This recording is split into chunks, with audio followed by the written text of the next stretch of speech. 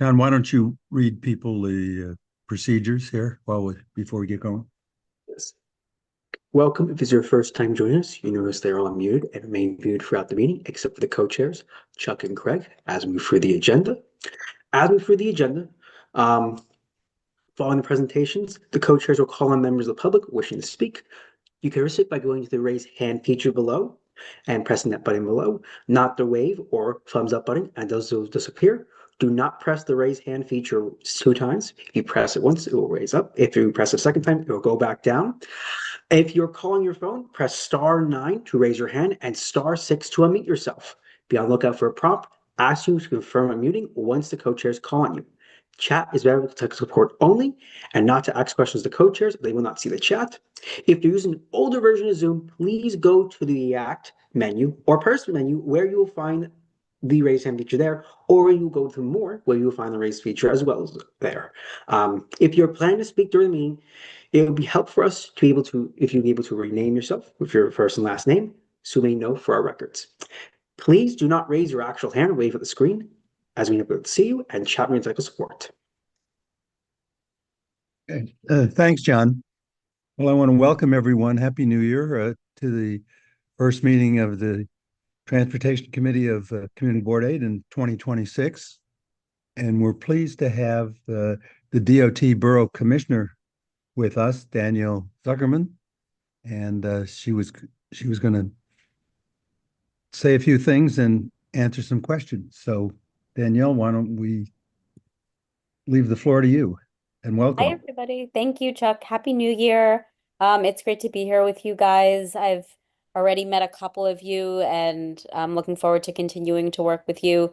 Um, a little bit of background about me. I've actually been at DOT for a little over 6 years now. I was on the Intergovernmental Affairs team. Before that, I worked for State Senator Kavanaugh, so lots of downtown Manhattan work. And looking forward to helping problem solve for you guys and being a resource to, navigate the transportation issues. And I know, you've worked with Colleen, you work with Raphael and other members of the team, but you folks can feel free to reach out to me as well. And I'm happy to answer any questions you have. I think for this year, we're excited about the new administration and, still working through what might be the priorities and on the agenda, but we'll certainly, come to you guys with any projects that we have slated, and make sure you guys are in the loop and that we're getting your feedback as we advance things. And certainly if you have ideas or proposals, we review all the resolutions you send, and um, we look forward to collaborating in the new year. Thank you, Danielle. I know that I had sent some questions to you, and so had Craig. I don't know if you could, maybe you could address some of those. One of the ones we wanted to see if you had any news for us that involves bicycles, which is one of the major issues that we have in our community board. So you had asked me about the York Avenue study. Right. We So, we checked in with the team about that. We understand that DDC's work is slated to end in October.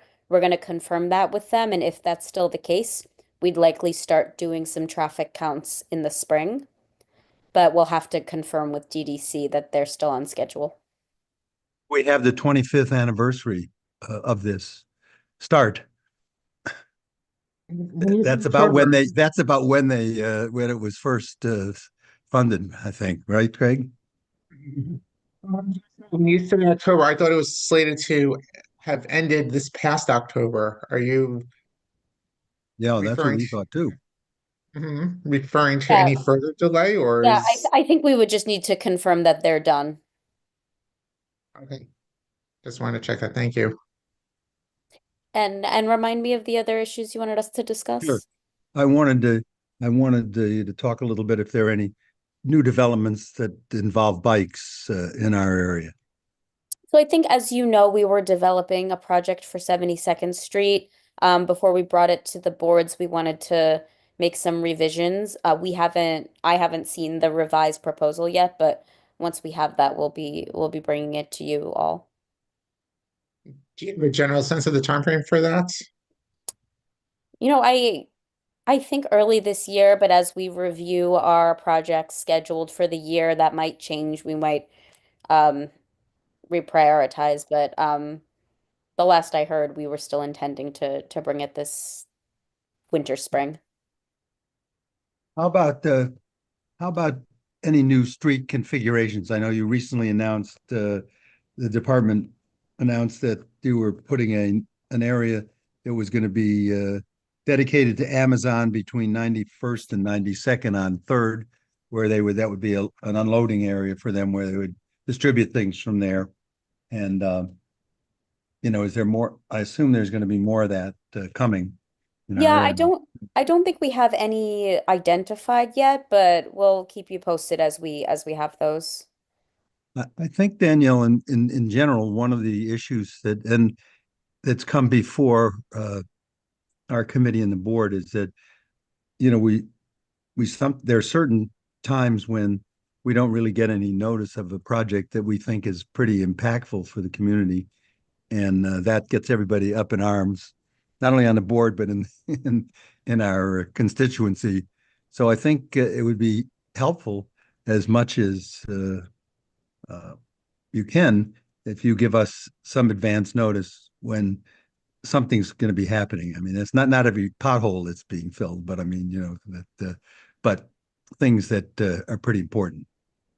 Yeah, absolutely. And I think to the extent we have that information available, we share it.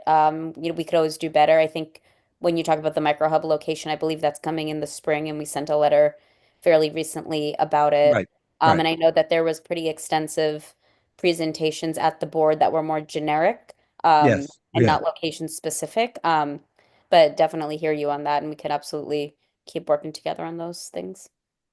good. And I guess another one is, where do you see coming in terms of further street configurations, where they're doing on Third Avenue in certain places, they've already done stuff. And I think the board's essentially does support that. I mean, not everybody, but do you see more of that coming up reasonably soon? We don't have anything scheduled. I know that, there were a couple of projects, for example, which doesn't totally fall into Community Board 8, but we had talked last year about moving around the Lexington bus lane or a segment of it off the curb that we didn't get to last year just due to markings capacity. So I imagine we will do that work this year. I think I don't I'm not thinking off the top of my head of any particular street reconfiguration projects that we have in CB8, but we'll always bring those to you guys once we have them. And if you have any proposed street redesigns, we're happy to work with you on that. And how about traffic light signal timing too? That was another one, and I think everybody was a little surprised at not getting any advance notice when Third Avenue, certain segment of Third Avenue, mostly in our district, obviously, went to 15 miles an hour in the signal timing. Yeah, we don't have any other corridors planned.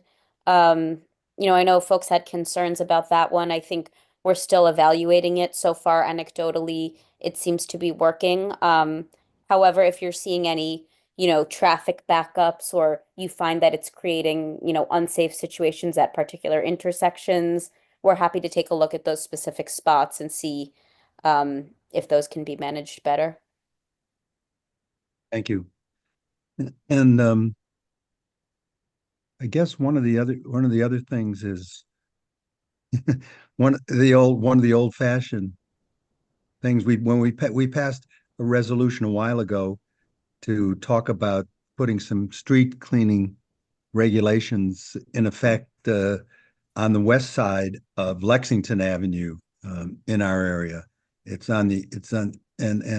that's something that the department said, well, we talked to the sanitation department and sent us back a letter basically saying we're not going to do that. And I guess, and that's been an issue that has been raised to us repeatedly. So I guess the question is that something that you can take a look at again? I think that we set street cleaning regulations based on the recommendations from sanitation. So if sanitation requests that from us, we can definitely evaluate it, but I think we defer to them on kind of their needs for street cleaning access. Were they basically saying they don't think it's necessary? Sanitation department? I'd have to look personally. I haven't seen what they said about this, but generally our rule of thumb is that we don't tell them where to do street cleaning and we defer to them on those sorts of requests. And while we have you here, there's another issue was an issue, and we're going to discuss it, I think, a little further as we get along. But that's the situation in Central Park, where we have, there's those dedicated bike lanes for the bikes with no, and they're talking about reducing the speed limit there for the bikes, but no lights. There are no lights now, and I guess that seems to me a situation that's sort of fraught with problems because I spent a lot of time in the park, and I know you have to get in there and cross over if you want to go to the track. And with bikes flying down, it's a tricky situation. So is that something that and we were against that, and the Conservancy pushed ahead with it anyway, and I assume you folks approved that. And but then the lights were taken out essentially. It Yeah, I used to mean, be there. we can talk about this a little bit more later in the meeting, but our intent was to create a configuration that was friendlier to the various modes. And I think, part of the challenge was that, the project isn't fully done yet.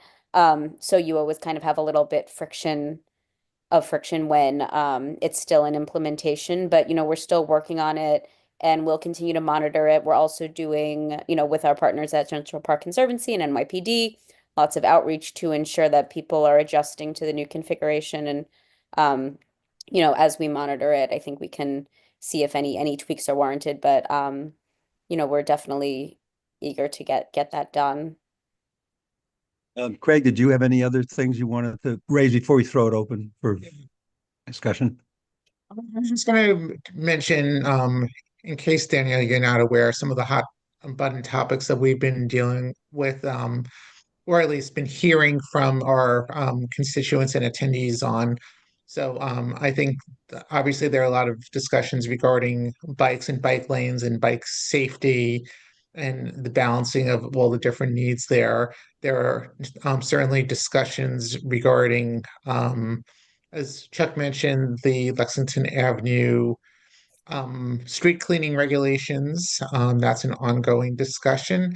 A lot of discussion on both sides of the coin regarding Third Avenue. One thing I want to ask about in particular is, and alert you to, is one, I think we are approaching the point where we will be asking for a year, the basically annual first year overview of how the changes have gone. But also, I think we've talked about the need for more permanent infrastructure there in terms of like the pedestrian islands. Right now, they're just painted pedestrian islands, and I know there are some who feel unsafe with those in place. Are there any plans to be able to upgrade them in the near term? I thought that was something that was discussed as part of the initial Third Avenue redesign uh, Yeah, as a I do future believe phase. there's concrete work scheduled for next year. I'll have to double check which part of the corridor that is. But generally when we do have those painted spaces, we do like to upgrade them to concrete. I know on Second Avenue we had a bunch of locations that had been scheduled that didn't end up happening just due to capacity. But I think and if there are particular locations, we can see if those can be accelerated. But generally, when we do implement those painted spaces and we find that they're working well, when there's capacity, we do like to upgrade those. Well, thanks. Why don't we why don't we see if there are any members of the public that may have some questions for Danielle? And I see a couple of hands that are up right now.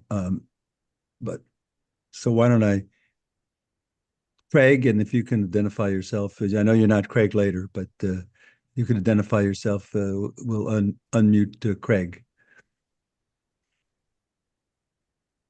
Hi, yes. Hi, it's Craig Cohen. I was going to ask a question about, because this is the transportation, not of our representative here, but while she's here, why is it 15 miles an hour for the staggered lights instead of following the light pattern of the city speed limit of 25?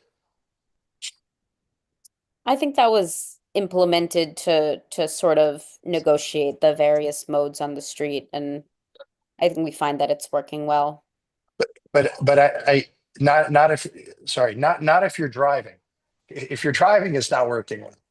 Because it's stop and stall, stop, and you're causing more gas and all of those fumes around while people are getting stuck trying to stay the light, at the speed limit, where you just stop more often rather than the flow of traffic instead of accelerating. So every time you're accelerating, you end up spending more gas and causing more carbon monoxide in the area. So to clean up the city, having a free flow of traffic would be better for everybody's health. Yeah, and I think that's something we can consider as we do our evaluation. Like we're not really seeing those kinds of issues, Well, but that's maybe why you I didn't do a mentioned it. test on that. That's why I'm bringing it up, because I'm opposed to it. So you may be seeing it, but you didn't do a test. So maybe not say it's no good. They say it's good, and then it may not be. Well, Craig, we're expecting a report back from the That would be department great. Okay. and to I'm see gonna how Thank things you. And work. thank you for coming to the meeting to hear us. So I'll talk to you in a bit with the other question when she's done. But thanks Okay. for talking to me. Okay. All right. Let's see. Evelyn David next. Evelyn. Hi, good evening. Happy New Year to everybody. Thank you, Danielle, for coming to this. This is also about Lexington Avenue. I almost got run down by a bike today. I mean, I'm really careful looking. This guy was coming in the wrong direction, blew through a red light, wrong direction. So basically, when I teach, when I get out of school at 3 o'clock, it is like a parking lot on 3rd Avenue. I don't know when you do your tests. The bikes are getting a tiny bit better at stopping at the lights, but mostly they're not stopping at the lights. The traffic is stopped. The bikes are just ramming it right straight through. So I don't know. I mean, the idea of putting it 15 was to stop the bikes, make them stop. That's when we heard that before. There were arguments. It would slow down the bikes. It hasn't slowed down the bikes. You know, today the guy was going the wrong direction through a red light. And it looks like 2nd Avenue going to the bridge in the afternoon. That's what 3rd Avenue has turned into. Before that, if you were a driver, if you were driving 25 miles an hour, staggered lights, traffic was beautiful. You always knew you could go to 3rd Avenue to get uptown. Anyway, just to let you know, so I don't know when you do your tests, but that is the truth of it because I'm a witness to it every single day. Okay, thank you very much for your attention and thank you for coming to this and listening to this. I hope you got to be over there in the 60s around 3 in the afternoon. You will see that it's turned into 2nd Avenue, what it looks like blocked stop traffic going to the bridge, going downtown. Anyway, thanks a lot, everybody, and I'd be listening Evelyn. to the rest Thank of this. you. Thank you. Thank you. Okay, Andrew Fine. I have a feeling. Would I be able to just respond to that quickly, or? Oh, sure, of course. Evelyn, thanks for that. I think one of the things we can do is potentially deploy some street outreach teams to do some additional education for cyclists using the corridor. I think after you alter a configuration, sometimes it takes folks a minute to adjust. So I understand the concern, and to the extent we can help, support better behavior, we can try to do that. So you mentioned the 60s near 3rd Avenue, so we can see if our safety education team has capacity to go out over there soon. Okay, Andrew Fine next. Andrew. Thank you, Chuck, and thank you, the representative from DOT, for taking a moment out here. I just totally disappeared from the Zoom. So if you don't hear me, I'm sorry. I'll But hear you, I had and we hear you, and we can see you even. That's great. Somehow my screen blanked out, but I'm having one of those technology days, as everybody does every now and then. Um, I'm wondering again, with the new representative here, why there are no built islands on Third Avenue. When they built the bike lanes, they were in a rush to build the bike lanes, and there were supposed to be pedestrian protections, which would be raised curbs. And I've been asking this question like ever since it happened. Is there any answer to that? And I have another question.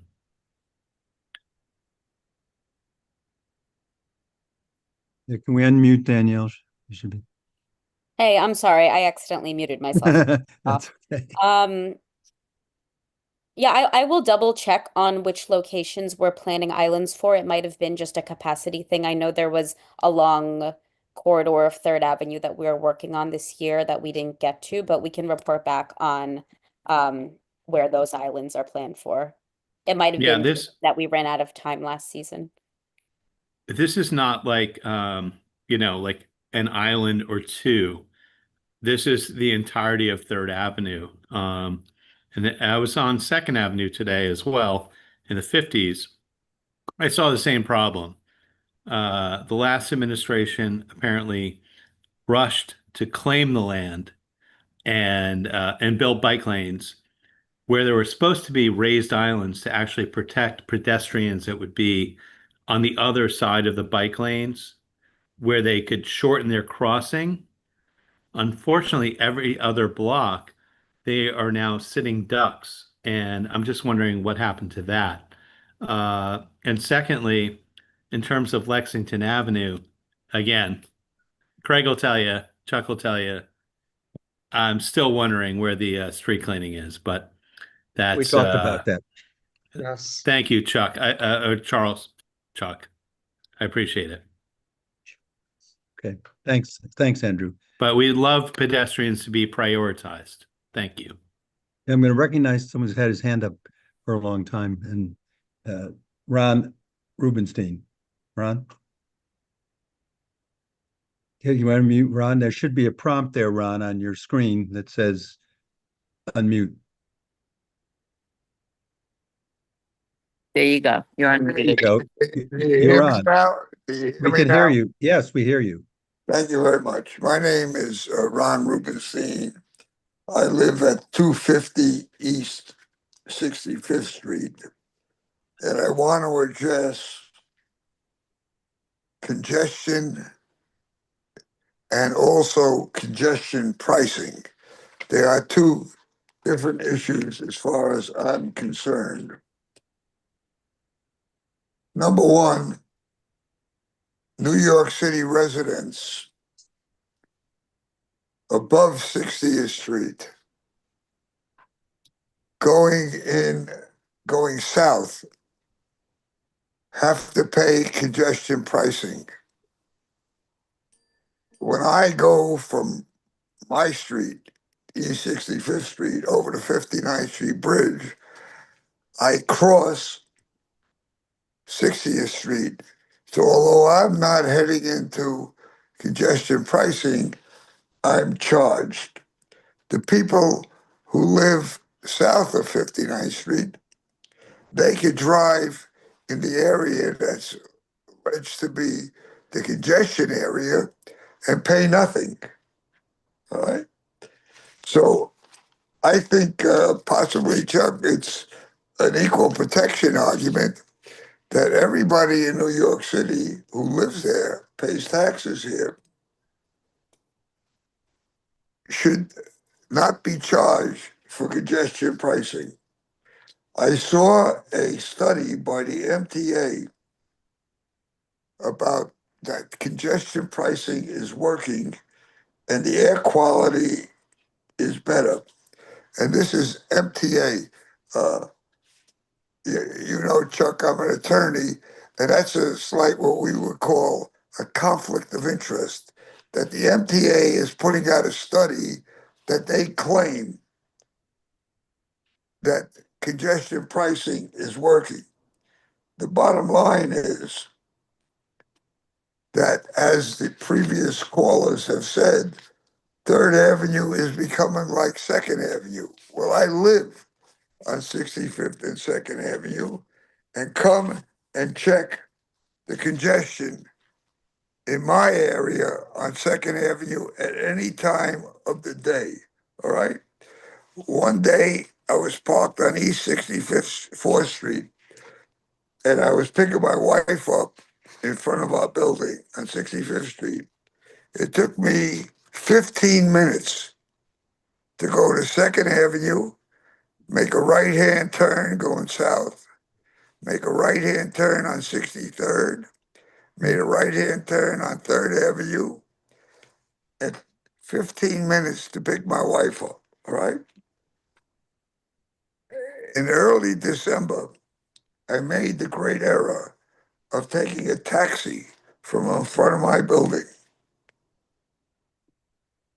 to go to my office, which is at 260 Madison Avenue between 38th and 39th Street.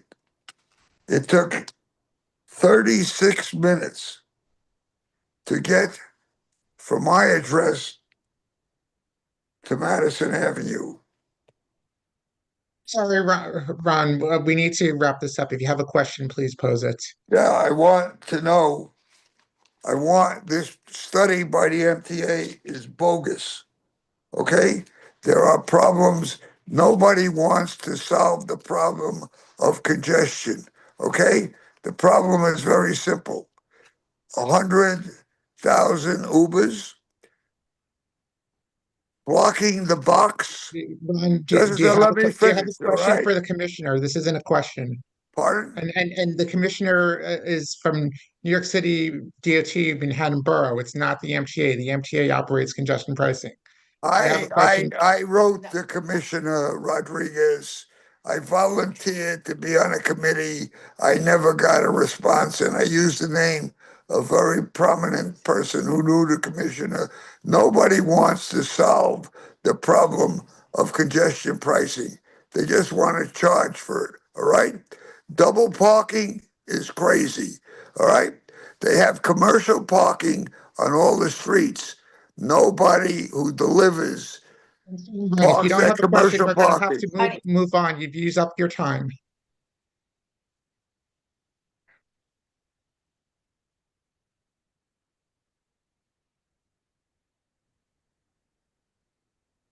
You're muted.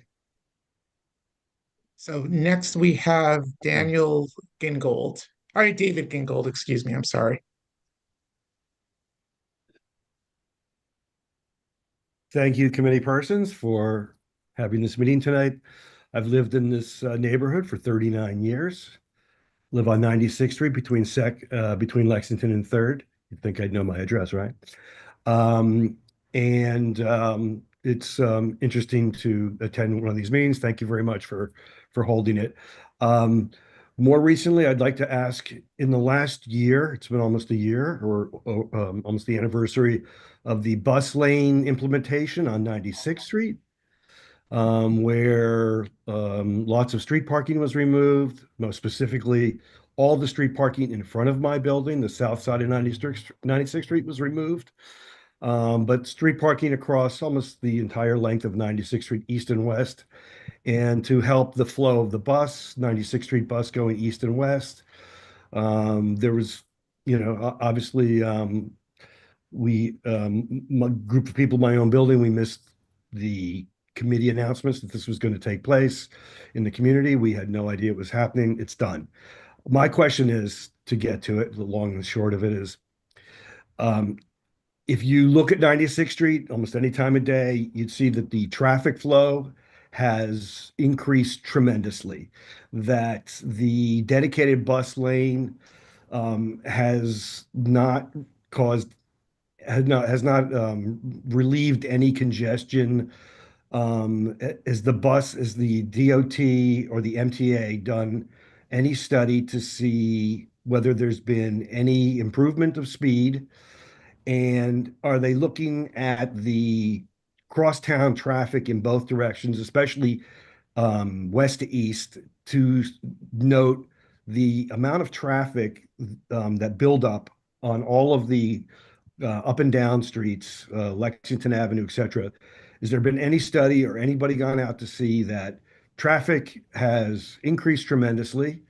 That uh, again, to some other people who have been contributing tonight, the amount of cars parked and running and causing pollution is greater the longer all these cars are parked and not moving.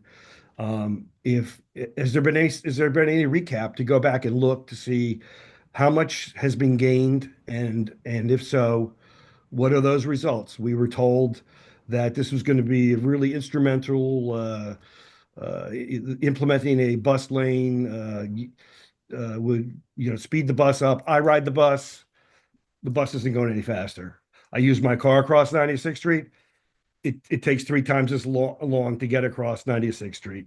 Again, I know that the DOT and the MTA's interest aren't in the behalf of car owners and people who drive their car, but I still don't understand the lack of enforcement. What everybody's talking about here is with double parking, not being able to go through, get up and down one avenue or the other. There's no enforcement by the police or whatever entities are supposed to keep traffic, people double parked, not keep them double parked. There's no enforcement whatsoever. If you start all the way downtown and look at all the establishments, there are people double parked, triple parked at the curb going into establishments. Some of them are Ubers, some of them are Amazon. But if you take a 10-minute stroll any day in this neighborhood in the East Side, you see absolutely no enforcement. And when I think it was Ron brought up, he sees cars double parked, and he can't get anywhere. It's 100% true. Is there any way to bring some enforcement into our neighborhood so that traffic can move? And is there any, like I said, my first question was this: is there any doubling back to see that the big bus lane change on 96th Street is having any positive effect on Thanks, bus flow? thanks, David. So as you mentioned, it's been about a year. Typically, we wait a year to allow people to adjust to traffic patterns and account for seasonality. We can check in with our transit development team and the MTA to see kind of what their preliminary data looks like. As for enforcement, I think we can certainly let the precinct know that there are some recurring issues. I know that at the onset of implementation, we typically have some pretty aggressive enforcement to allow people to adjust. But if you're still seeing issues, we can let the precinct know and see if they could go out there and reinforce, the rules. Yeah, and I would just also add, it looks like it was implemented in December 2024, so it has reached that year mark. So I think I'll make an official request now for some point over the course of the next few months or so, if you and MTA and New York City Transit could coordinate to be able to put that together so you could present to us. That's something we will be requesting. Thank you. That'd be interesting to hear. But as this is not to beat a dead horse. Up and down Second Avenue, Third Avenue, Amazon trucks double parked. There's one parked on 95th Street between 95th and 96th in front of the school, PS 198, every day, all day long. Every one of those trucks impedes motorists from passing up or down the avenues. I know it's a great revenue source for the city to write tickets, put them on trucks and cars all day long. But unless you tow them away, look, we all live here long enough to all know that the hack is that these big companies at the end of every month or every year negotiate a lesser price, or maybe that's the cost of doing business. But it's wrong. I mean, it's absolutely wrong. You can put all the bike lanes in you want. You can do whatever you want to do. You can eliminate cars, but if you don't enforce, if in front of the precincts, if you go down to 61st, 62nd Street, or I'm sorry, around 64th Street, where there's David, if you could wrap up your comments, we have other speakers and other agenda Sorry, items. David, you mentioned an Amazon vehicle, and we have contacts at Amazon. We can typically have them speak with the folks they're dispatching. If you're saying third between 9-5 and 9-6, you're seeing every day, all the trucks parked there all day. But it's not just I'm not just concerned about my block. I'm concerned about the entire neighborhood. It's the entire city. It's an endemic problem that Let me say something here. It's been accepted. No, here's what you have to remember one thing. I've been on this committee a long time and have chaired it a long time. And people always talk about enforcement. And enforcement is something that is never going to solve these problems, in my view.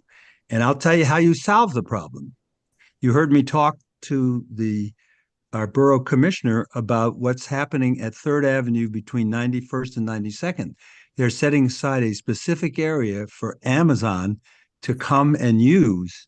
And if they do that, that'll mean hopefully you won't have all those trucks double and triple parking in your area, because that's not too far from where this is. And then they'll distribute from that area and much smaller kinds of vehicles and stuff, very hand carts and all that stuff. So that we found that the best way to do it is to look and try to find solutions that don't depend on enforcement, because you can get enforcement and it'll may come for a while. We call the NYPD and they'll enforce for a few days and then they're gone and things go back to normal.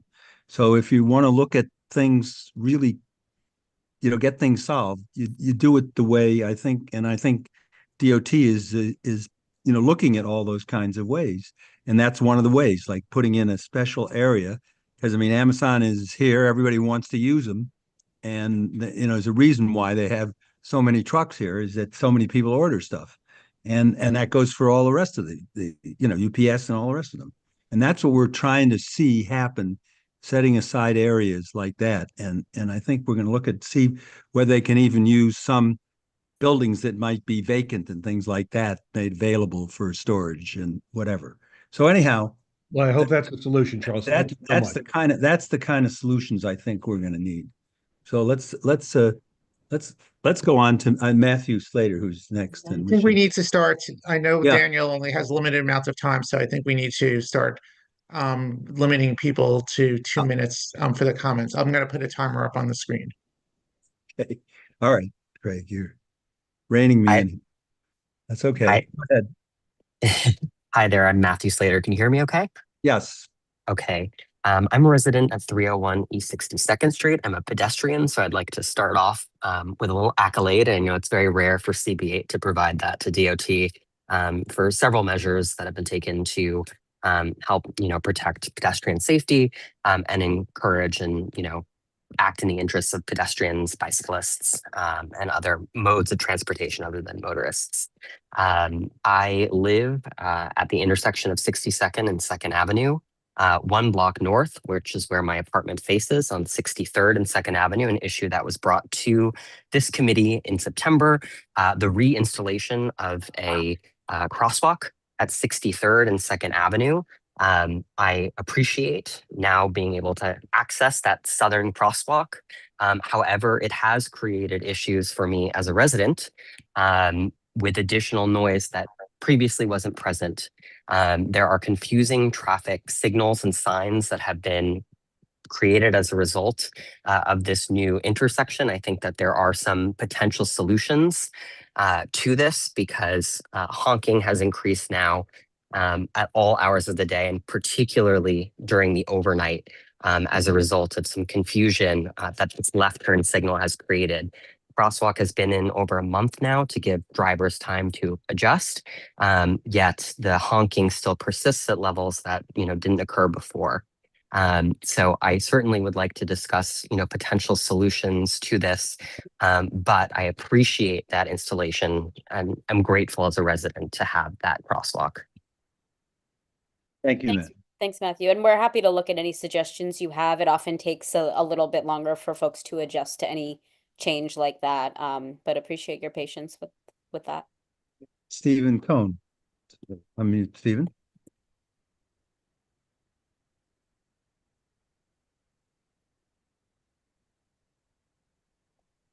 Thank you very much for the opportunity to speak to you today. I'll be very brief.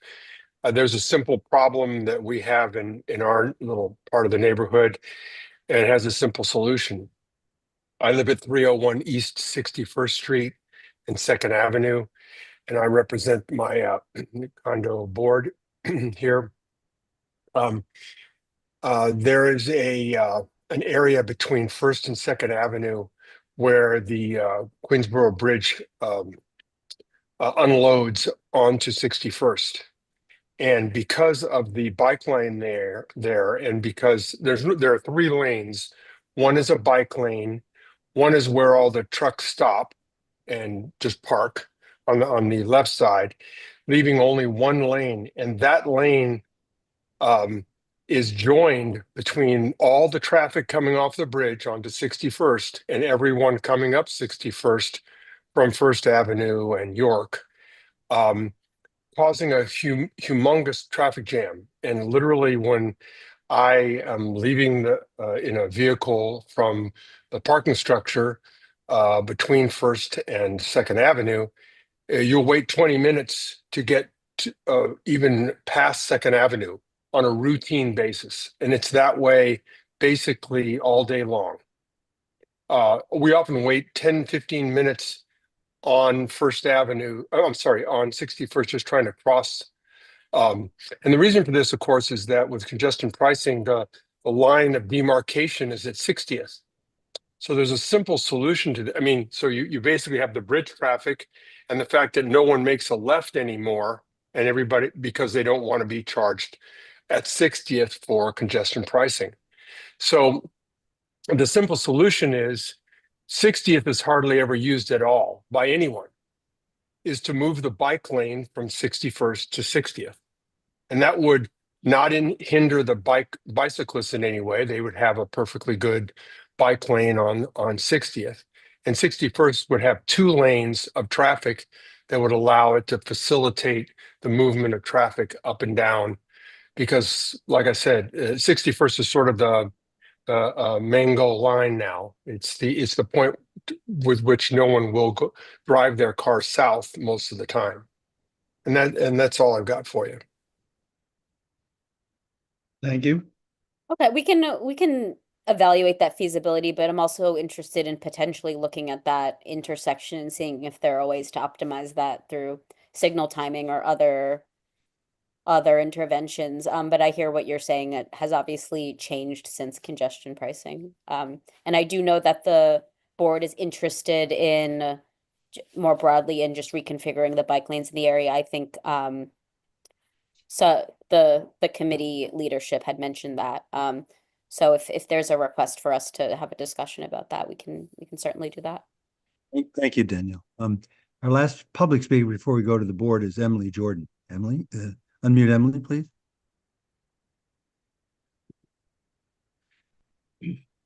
Hello. Yeah, you're on. Hi. Thank you for giving me the time to speak quickly. So I just have a very specific concern, and it has to do with the Central Park redesign. I think was announced around October of 2024. But there was a portion of that redesign that they were going to basically rip out all of the pedestrian sidewalks that are in the 86th, 84th, whichever street traverse that goes from east to west, kind of under the park. And the idea was that they were going to completely rip out crosswalks on both sides and replace them with bike lanes. The specific concern that I've raised at prior meetings and other meetings, precinct community meetings with Central Park and the Conservancy, is that the pedestrian walkways, it's pretty much the only way for people to walk east to west in the park, especially at night in low light conditions like you have during most of the winter. If they walk through the park, there's absolutely no visibility for people. So I think it's a safety concern. But also the Central Park Precinct House is actually located on that traverse. And if you take out all of the crosswalks and prevent pedestrians from walking in there, they have no way to access the precinct house. So I really think it's an issue of public safety. The Conservancy has actually been a little bit cagey with the plan. Again, initially it was part of the Central Park redesign, and then it wasn't, and then they were reevaluating whether or not to take out the crosswalks altogether, and then they're not reevaluating it. So I'd really like the Department of Transportation just to be focused on that project and to make sure that pedestrians are not completely displaced by that plan. And that's my only concern. So thank you. Right, and I actually don't have the latest map at Esteban. I don't know if it might, or maybe we can discuss that when we get to the presentation we're doing on the Central Park work. Thanks. We'll get to the board now, and Paul Crickler first up. There you go. Danielle, firstly, congratulations on your role. Welcome to our meeting. My comments about the Third Avenue bike lane, I think it's spectacular. I would argue it's the best one in Manhattan. And in particular, there are two reasons I feel it's much better even than First and Second Avenue ones, which are very successful and very well ridden. One is the width, 10-foot wide, makes it very much more comfortable ride and safe ride. And the offset crossings make it so much more safe. You're not mixing in with motorists, with cars, and every two blocks feeling it's very dangerous. I think it's fantastic it's so long, all the way from 24th up to the top of Manhattan. But I think there's a massive flaw in it, which is the lack of concrete on every single island that's painted. So I'd argue strongly that we shouldn't just be selective, but every single painted island should have been initially made with concrete, and we should do it now as soon as we can. Please. Thank you very much. Thanks, Paul. Next, Michelle Birnbaum. Yes, thank you very much, and welcome, Danielle. Nice to meet you. My question specifically is, do you have an update on the outdoor dining program about licensing and enforcement? Any update at all? And also whether or not your staff has been increased in order to deal with that? And if those who are on provisional licensing are being moved off that program and into the permanent licensing? If you can tell us generally what's happening there, I'd appreciate it. Yeah, absolutely. Thanks, Michelle. So the season ended for the year. We were happy to see that the majority of establishments did comply and they took down their setups at the end of the season. In terms of the conditional approvals, I believe that those are not continuing next year. We will be starting up the season again in April. I think generally, if there are particular locations of concern, we're always happy to look into those. But we do have inspectors out there all the time verifying compliance. We respond to 311 complaints, community board complaints, elected official complaints, and we also do proactive enforcement. Once the season ended, we did a sweep of all of the known locations to ensure that they had removed their setups. And we're hoping that, this was the first year. We're hoping that as the program continues, it continues to get tighter. And we also hope that the volume of applications, gets more predictable and maybe not as aggressive because people are kind of in the swing of it. My understanding is that the number of applications were down. Is that correct? I don't know that it down from what? Well, from what it was originally, before there were any restrictions. Yeah, I think that the temporary program was pretty open-ended. There were, there wasn't a fee. It was a little bit. That was the big difference, I think. Yeah, I mean, there are also, the fee structure. There are various rules, and I think, we got to a point where it was, restaurants that really wanted to participate, and I think the rules that were developed both with the council through legislation and also through our rulemaking process sort of addressed a lot of the concerns we were hearing about sanitation issues and noise issues, and we really heard many fewer of those kinds of complaints in this first year of the permanent program. Okay. Thank you very much. Thank you. Next is Sebastian Hallam Clark. Can we unmute Sebastian? Hello. Thank you, Chuck, and thank you, Danielle, for joining us this evening.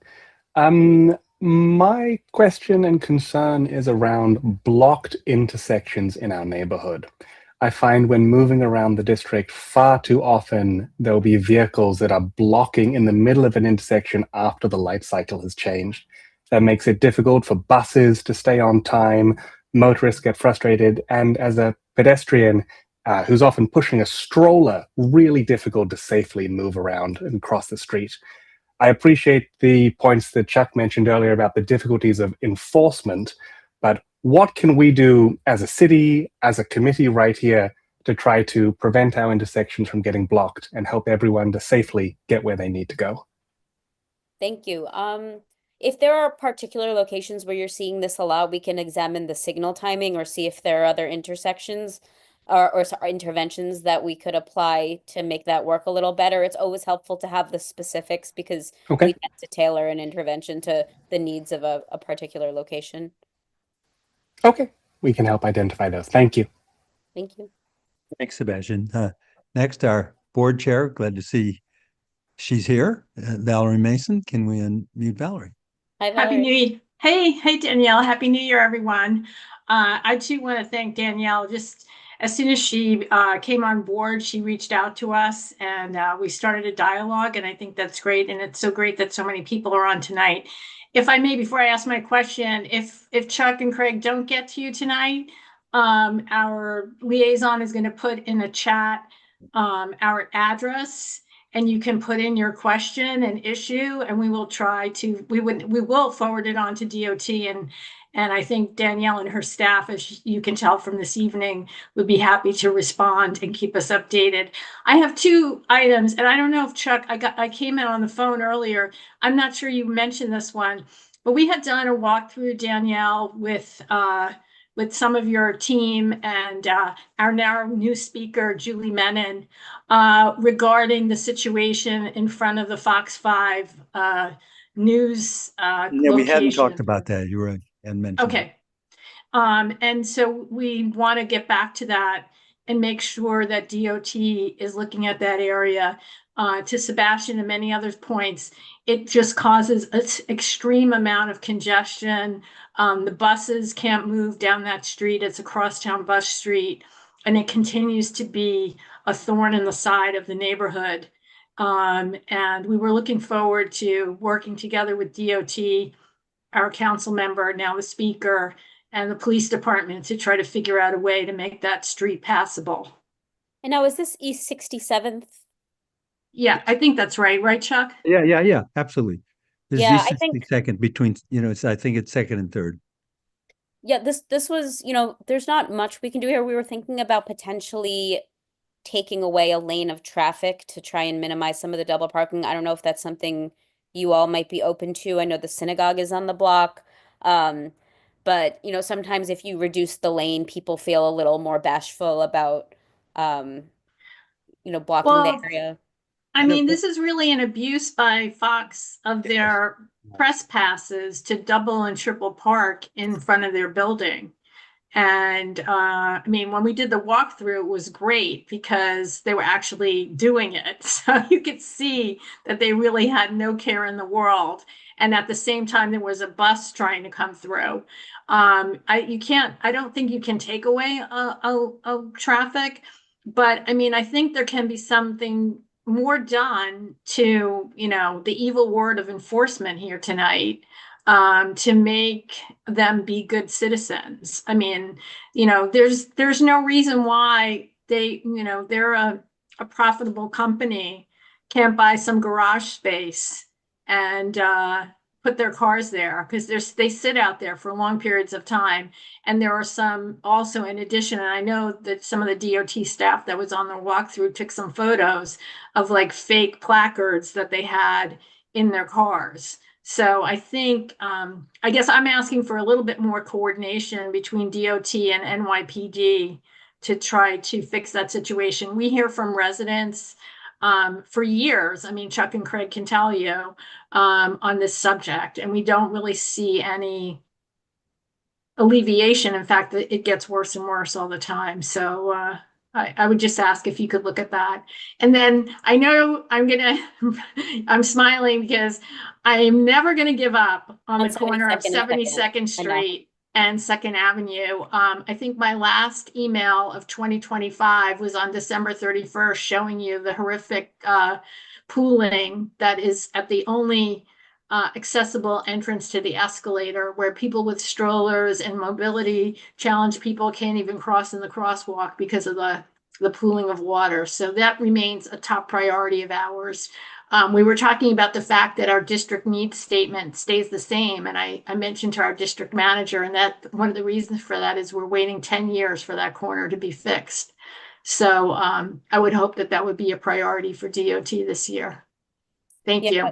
And just back to East 67th, we can certainly, you know, reiterate the call for enforcement here. I think placard abuse is a pretty explicit enforcement issue. I think from the DOT street design perspective, the solution would be to eliminate a travel lane. But if that's not something folks are open to, then I do think the, you know, the dirty word of enforcement is sort of the primary way to address that. Yeah, well, we would just like to get back on track, if you will, on that one, working together with you guys to try to find a solution.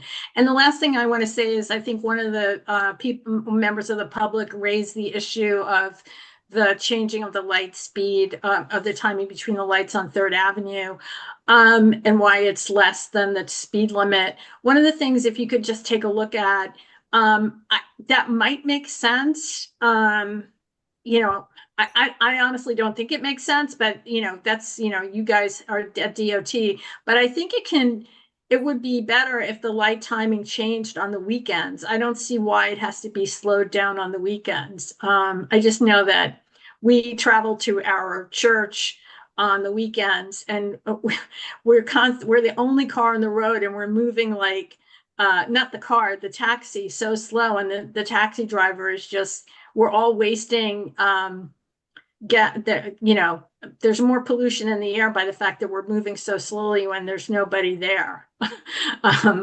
It seems like that the changing of the lights can be changed on the weekends versus the weekdays. So I would ask that you look at that. And I thank you very much. I appreciate you coming tonight. I know we have a full agenda, so I'll be quiet. Thank you.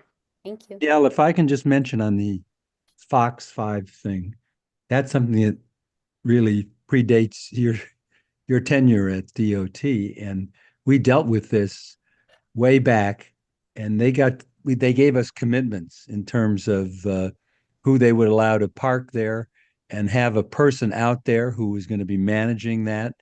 And then it worked much better for a while, but then they're back, and we've had the complaints come back in.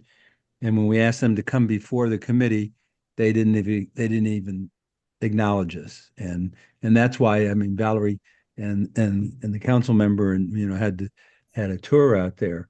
And I think that we gave years back, we gave them extra parking for their vans, and that's really what it's supposed to be, so they could be there and run to places that they had to get to.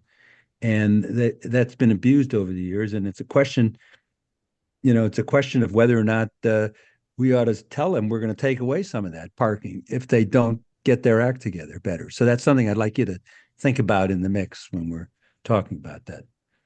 Okay, sounds good. Okay, Miles Fink is next, our board member. Miles, you can mute him. Hello.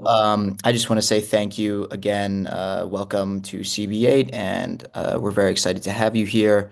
I have two questions, but before that, I just want to echo Valerie and Chuck again. I live a block away from the Fox situation, and it really is quite dire. But my two questions are both about bikes, primarily in regards to e-bikes. Firstly, in regards to the recent change to the limit in speed. Personally, I'm for it, but I know a lot of people my age that are against that change. So I was wondering if there are any future plans potentially to further reduce that speed limit or maybe revert it back.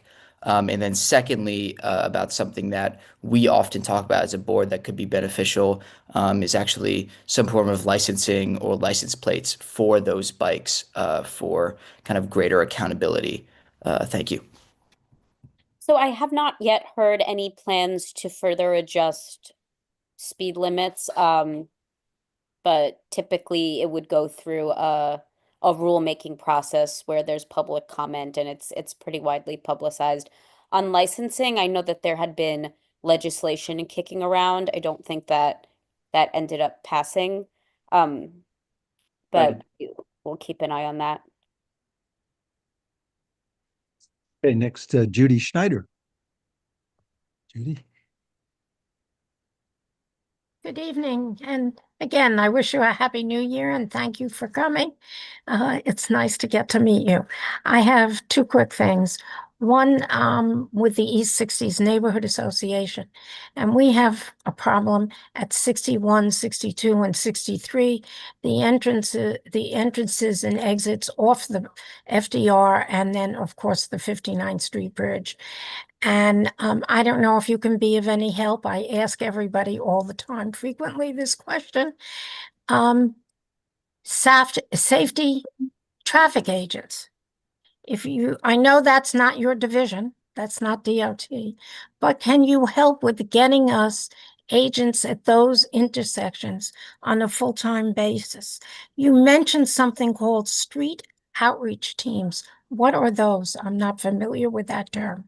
So our safety education team deploys street outreach teams. We also have street ambassadors who do on-street outreach. I think it depends on what the issue is. I think if the issue is sort of related to the traffic, then actual traffic enforcement agents might be best. I think, our safety education team is useful in dealing with pedestrians and cyclists, I think more. But we can certainly see if they have capacity. It does sound like for those particular locations, traffic enforcement agents would be the best solution. And if you I think have the any local contact with them, we would appreciate anything you could do. Because traffic on First, Second, and York are they're ridiculous. If you're And have in you any raised that with the precinct or gone to a Oh, community yes. Oh, community yes. council meeting? Yes, yes. If I think it's based on their capacity. Next week is the precinct council meeting for all of you, those who do not know, which is held at the council. And of course, I'll bring it up again. I always do. And then I have one other quickie, and this may not be for you. We have some very bad potholes on our block. Where should we be going? Should we be reporting them to the community board? How should we be getting your attention about them? You could do the community board or 311. Generally, we can fill most potholes in about 2 days. If there aren't other complex or underlying issues. Which block are you on? Well, the block that's bad is going from 3rd to 2nd on 6-4. That block is just very bumpy when you're in the cab coming down that block. Okay, we can ask our street maintenance team to Okay, take a thank look. you.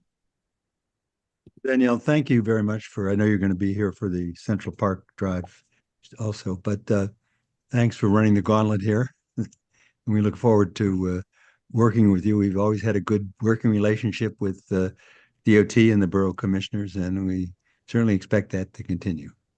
Well, So we nice- thank you nice to once meet you, again. Thank you. Yes. Okay. Item 2 is a request by Taxi Tours Inc., doing business at Big Bus Tours for a sightseeing bus stop on Fifth Avenue between 84th and 79th Streets. And do we have someone here representing the applicant? Hello. Hi, my name is Pete Brown. I'm the general manager for Big Bus Tours. And yes, we have recently applied for a bus stop on Fifth Avenue between 79th and 84th, closer to 83rd. And the buses will be coming through every 30 minutes is the plan, from 9:37 a.m. until 5:07 p.m. And yeah. Well, how Questions? can you tell us, are you just loading and unloading? Is that what it is? Or It's how just unloading. It's unloading and unloading of passengers only. There's no luggage or anything like that. We're Big Bus Tours is the open top double-decker buses that come through, and tourists are on there visiting the Met. So it's a pretty quick stop there. It's a very quick stop. Yeah. I mean, depending on how many people are on the bus, in order to, load and unload, it probably takes anywhere between, 2 minutes to 3 minutes, depending on who, how many people there are and how long they take to hop on and hop off. Okay. Are there any questions from the public on this? I see Craig raising his hand. He was here before. Go ahead, Craig. Unmute Craig. Hi. Okay.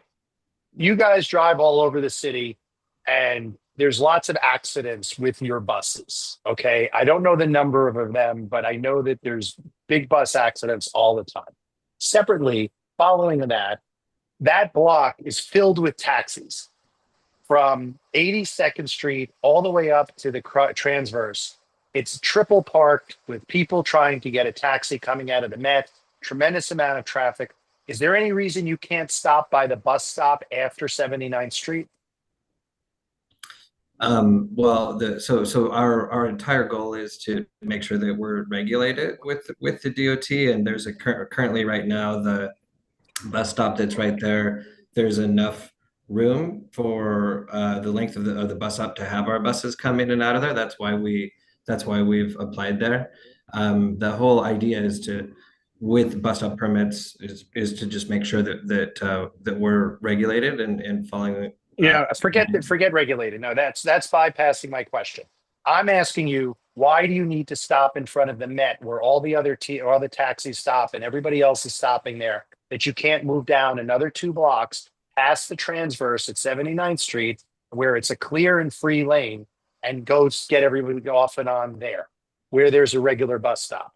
And you go all the way down from there. There's no more traffic. There's much less traffic there than right in front of the Met. That you need to stop. You have buses in different languages, right? So there's several buses rolling through there from your company, and then other buses will ask for that. Other companies will want it. And in that spot, it's very, very traffic.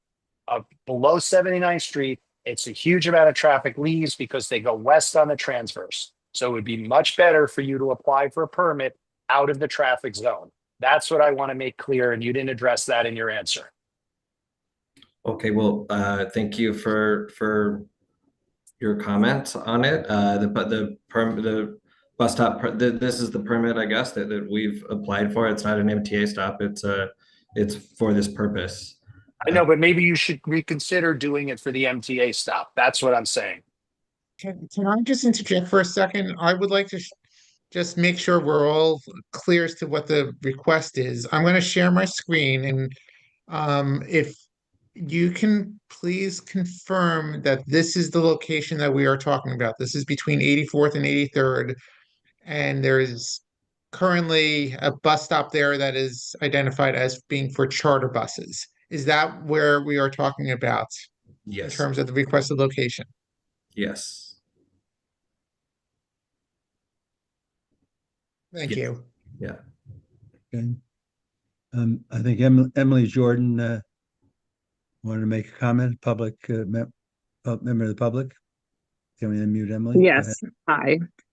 So I actually live in that area, 84th and Lex, and I go out frequently to walk like up Fifth Avenue. But I do have to concur that that particular area, just during weekdays, it's pretty much bumper to bumper traffic. I was told in earlier meetings it's because of the Met, and then after the Met, apparently that the traffic lightens. But sometimes you'll have a gridlock literally all the way up Fifth Avenue to like 110th Street. So I don't know that you need to add a tour bus stop. Like we may think 30, what I think you said every 30 minutes is not that often, but I know with tourists it could be like 10 minutes just for them to get on the bus. And there's just, in my opinion, just entirely too much going on there as it is. So I'd encourage them, if there's maybe a side street. I know when there's parades, the buses are all on the side street, somewhere other than Fifth Avenue, specifically right in front of the Met where they could park. Okay. Yeah. Andrew Fine, the next member of the public. Andrew? Just briefly, I'd like to suggest that not everybody that's rolling in and out of the Met is able-bodied enough to roll down to 78th Street to pick up on the bus. And I think that the people that are ability impaired should be considered. And this is a regular charter bus stop, so I don't see why they should be an exception and have to be five blocks away. Thank you. It is true. Yeah, we definitely have quite a few people who use wheelchairs on our buses every day. So I appreciate that comment. Okay, go to the board, Michelle. Thank you. What is your protocol now? What have you been using? So we have there's certain buses. We have buses that come up and down Fifth Avenue already. There's already stops on. We have approved stops up at 90th Street and then up at 72nd Street as well, and 66th. And so, yeah. So we've been coming up and down. So you've never had a stop No, in between 72nd and? No, actually, we have. Oh, you froze. Thought he said 72nd and 66th. Yeah. 5666. 66. Yeah, but he said he hasn't had one. He had one between 66 and 90 something. No, he's 90th Street, and then he would be talking about 84th and 83rd. Well, he said he didn't have that. That was my question. No, that's what he's asking for. He didn't have that before. No. Okay, so 72nd. Okay, And so 66. he does not have that interim as of now. That's what he's asking for. So he never had a middle stop. Is that correct, Peter? You never had? Can you unmute him? He seemed like he was having some technology issues, and it looks like he dropped off. So, oh no, he's back on. He's there, He's but here, maybe but he's muted. Unmute yourself, Peter. There we go. Okay, Yeah. sorry. There you go. So Peter, as of this time, you've never had a stop in No, we between the one in the 90s? No. Historically, we have. There's been a variety of DOT like bus stop consolidations. Since COVID, the last time it happened was like during COVID. But we have had a variety of different stops along Fifth Avenue. But not for the past 5 years, you're saying? I'm not sure when the last time was. I've been the general manager for a year so far. Okay, all right, so you're not sure about that. My other question is, when you say a bus stop, and you say a bus stops approximately every 30 minutes, that's only one bus? That's one bus. That stops every 30 minutes, roughly? Yes. To drop off and to pick up? To drop off and to pick up. All right, and up until now, you have not had a drop off or a pickup for about how many blocks from 90th to 66? Is that what you're saying? Second, I think he said, right? Yeah, our current stops are at 90th and 72nd. 90th and 72nd.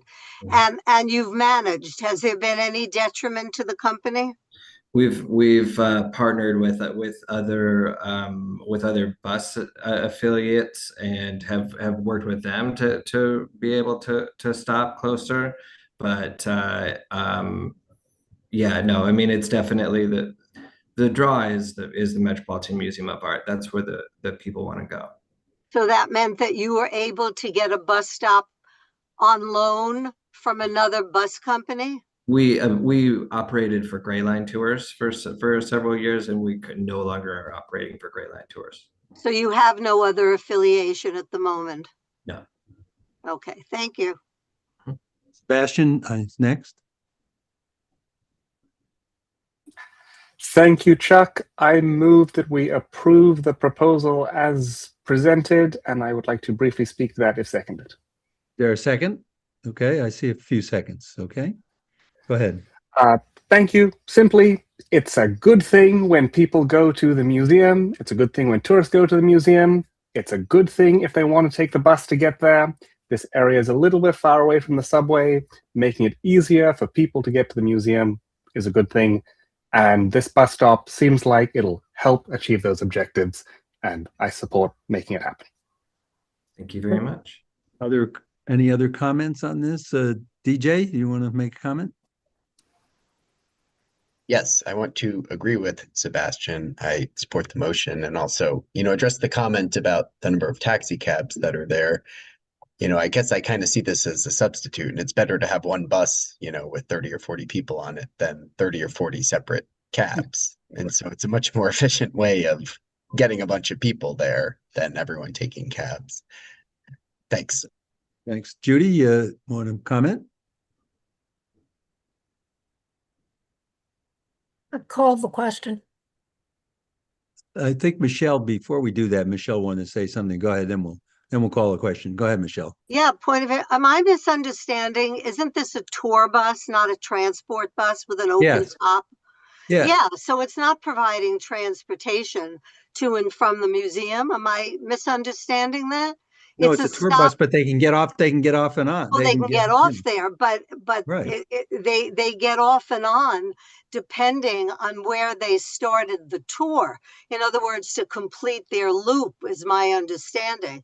It's an open top tour bus. It's not serving as a transport, like a city bus or anything like that. I'm just clarifying that's what it is. It shouldn't be considered, like a city bus taking people to and from places. It's completing a sightseeing tour. And when they get on this bus, they buy a ticket. I don't know if this particular company does it by the number of stops or if you buy the whole route and you can get on and off. It's a hop off, hop on. It's and that's what it's for. It's for sightseeing. That's all I wanted to clarify. Thank you. Tourists do use it for transportation. Definitely, it's it's a bus. I think the point that people were making was, if you're going to go to the Metropolitan Museum, it's better to have 30 or 40 people in a bus like that than having a bunch of taxis. I think that was the point. Not that it.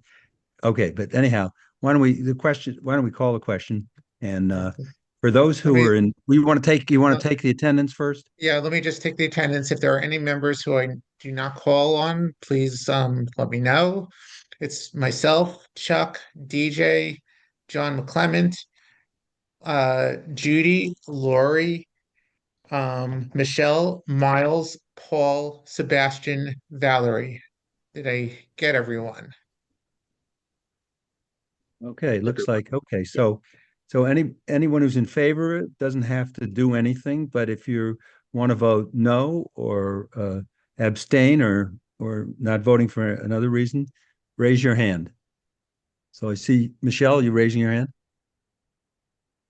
Go ahead. I'm going to abstain. I don't feel I have enough information. Thank you. That's fine. Anyone else? Do we see anyone else? Okay, good. I think I don't see anyone. Then thanks. Thank you, Peter. This will come up at our full board meeting 2 weeks from today on the 21st, I believe. Okay, great. Thank you very much. I appreciate your time. Sure. Yeah. Item number 3 is discussion on the speed limit change at Central Park Drive from 20 miles to 15 miles per hour. And I think we have some people there. I know our borough commissioners here, and I think we have some people from the Central Park Conservancy here. Is that correct? Am I correct in that?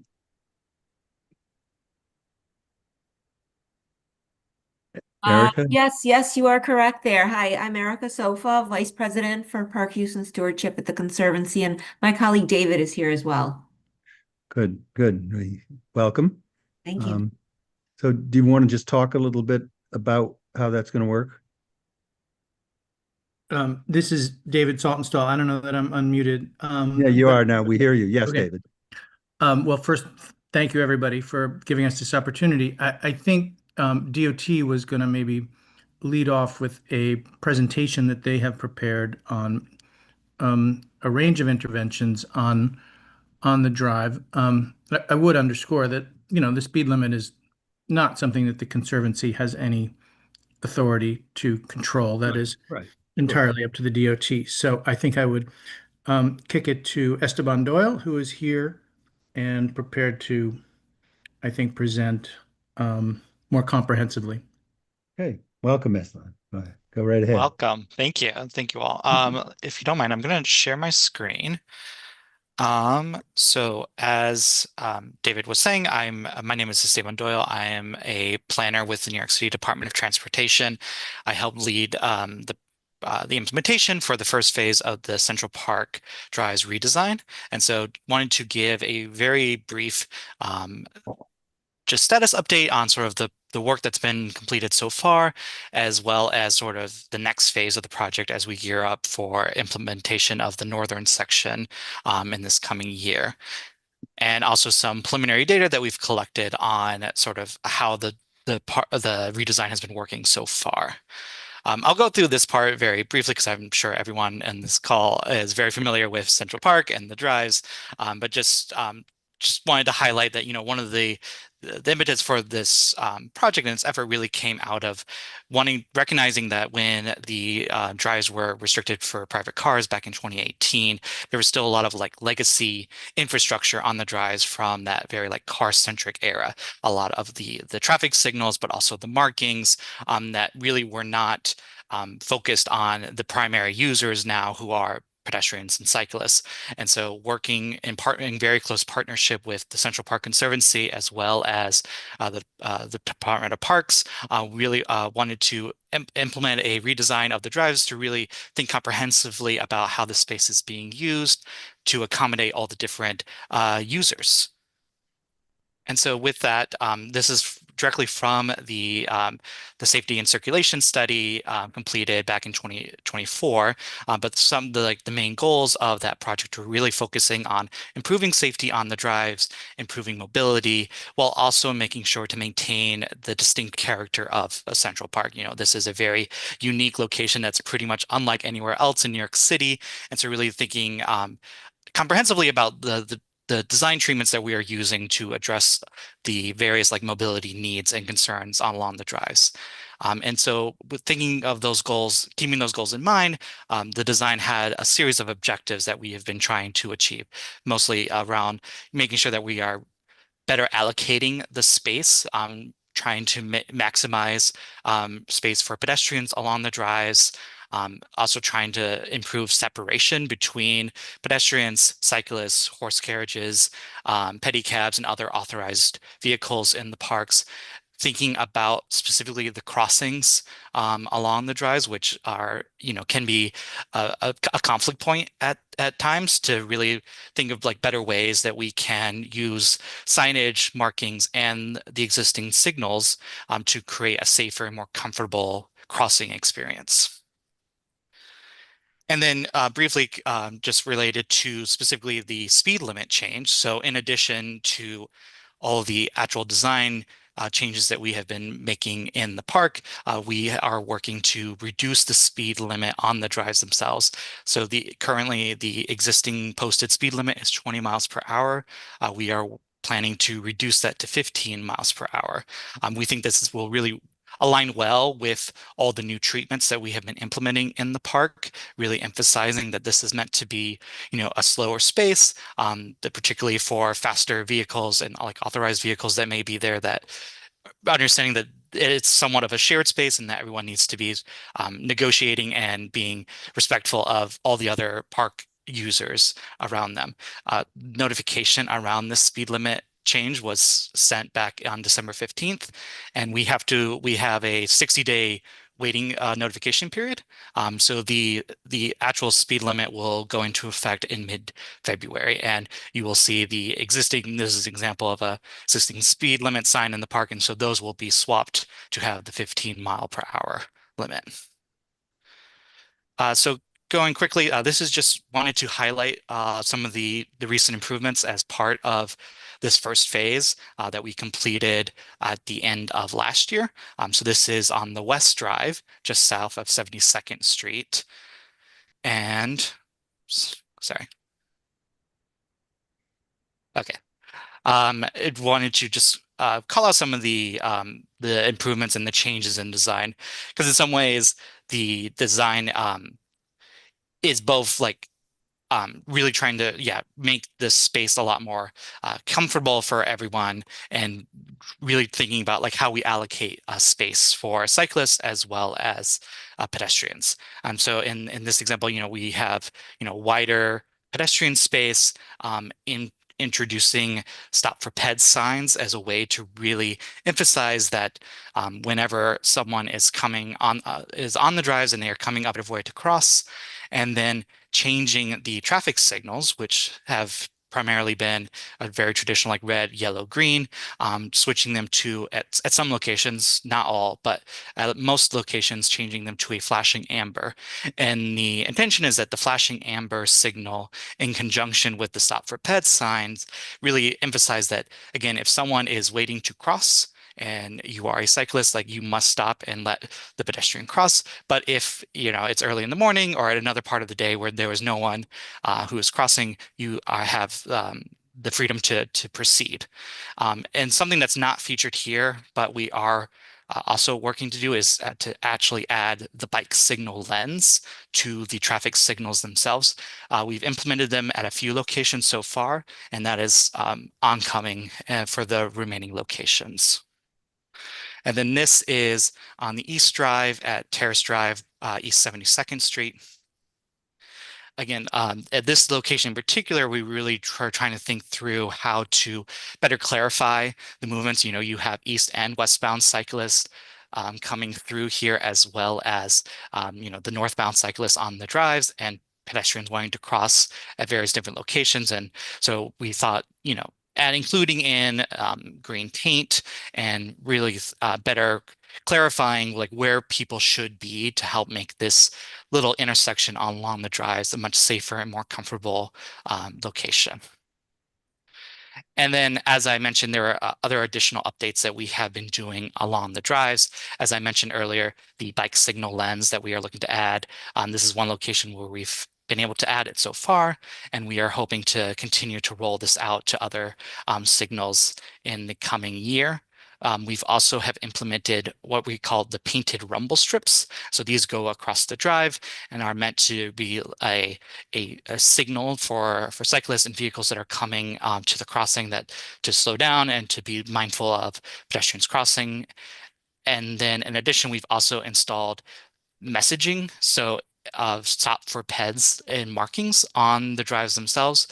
And again, to really emphasize and reiterate the signage that is there.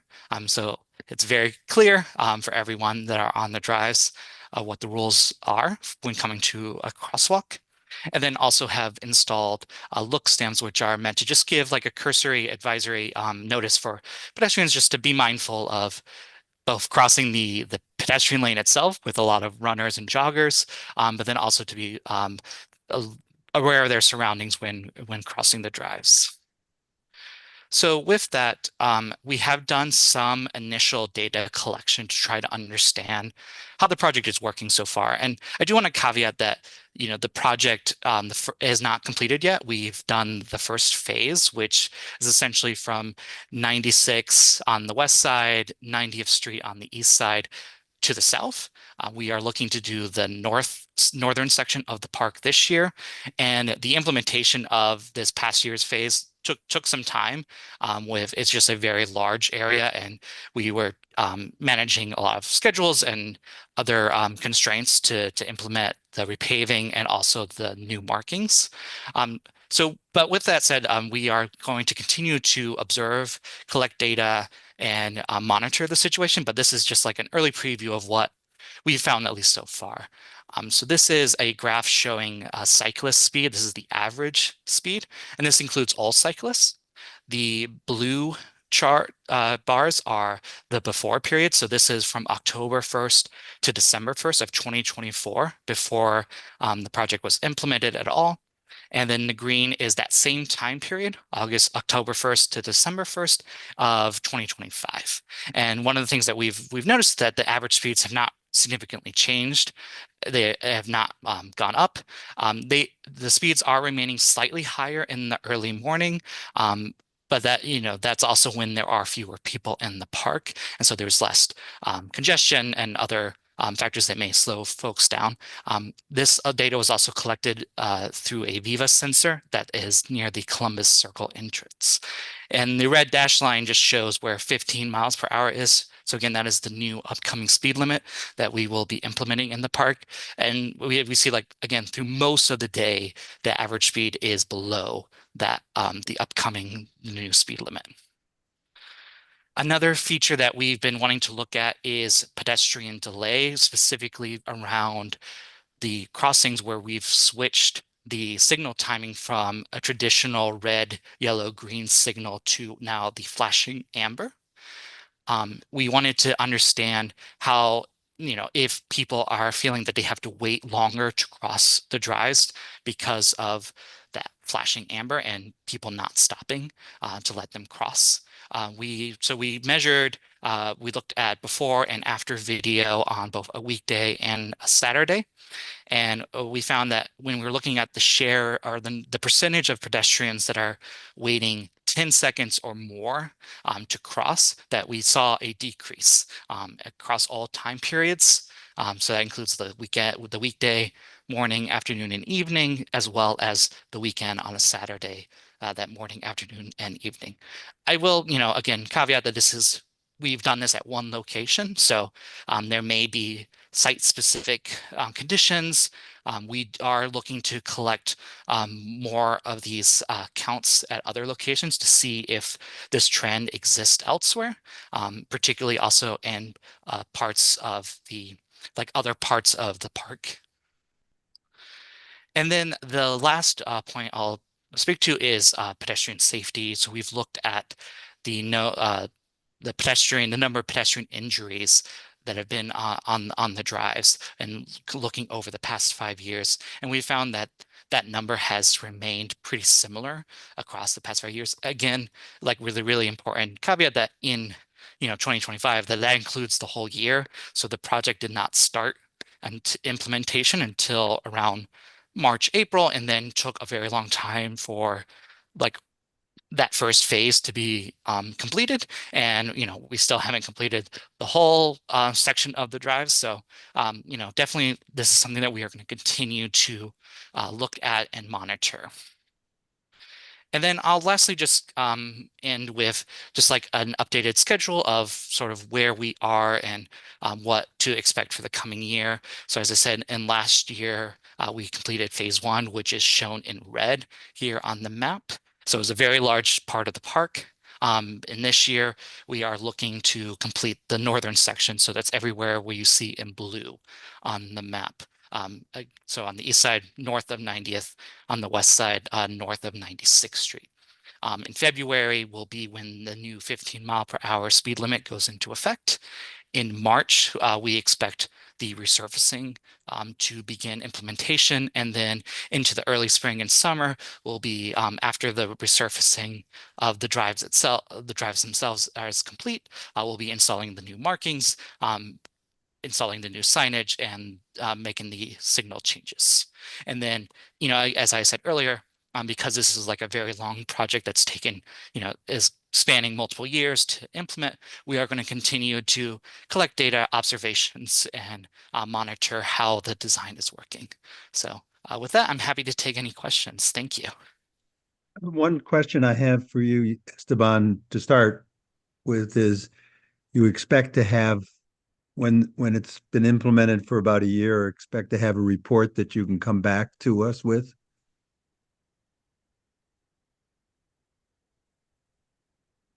Did you hear me? Or that he's muted? Sorry, yeah, I was Yeah, muted. I don't know if we are planning to give like a formal report, but I think that's something that we are more than happy to continue to provide updates as we collect data and monitor how the project is, and as we continue to evaluate the project. Danielle, I think it would be useful to have a report, after it's been implemented for a year, just to sort of take a look at that whole data set for a year. And Yeah, maybe I think get a report. I think a summary of the data seems reasonable. I don't know what information in a report you'd want, but I think we can certainly try to Sure. produce any information you guys request. Sure. Okay, let me see. Public, Andrew Fine here. Public? Go ahead, Andrew. Thank you, Chuck. I might need another beta blocker. I'll tell you. I don't know how to put this mildly, but the reports and the data that we're getting from the DOT and the Central Park Conservancy are absolute horseshit. And that'll be the only curse word I use, I promise.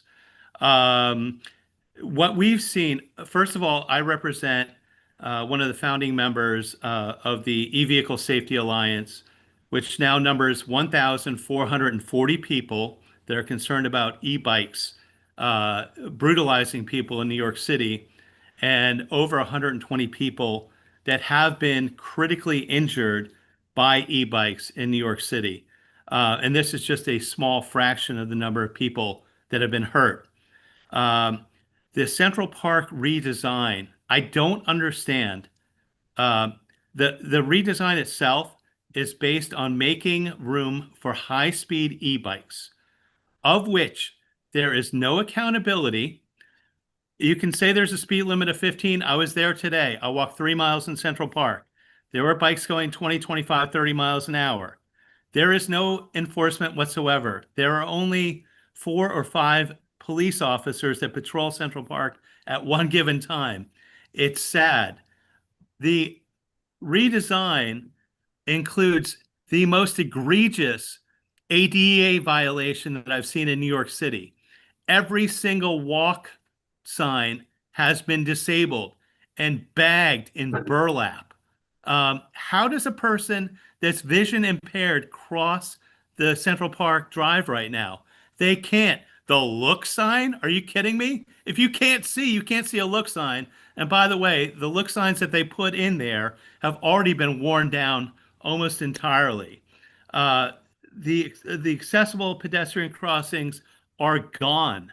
The pedestrians are fending for themselves. Anybody that is not able-bodied does not have an opportunity to cross safely. The blinking yellow lights are a joke. The stop for peds, we documented this.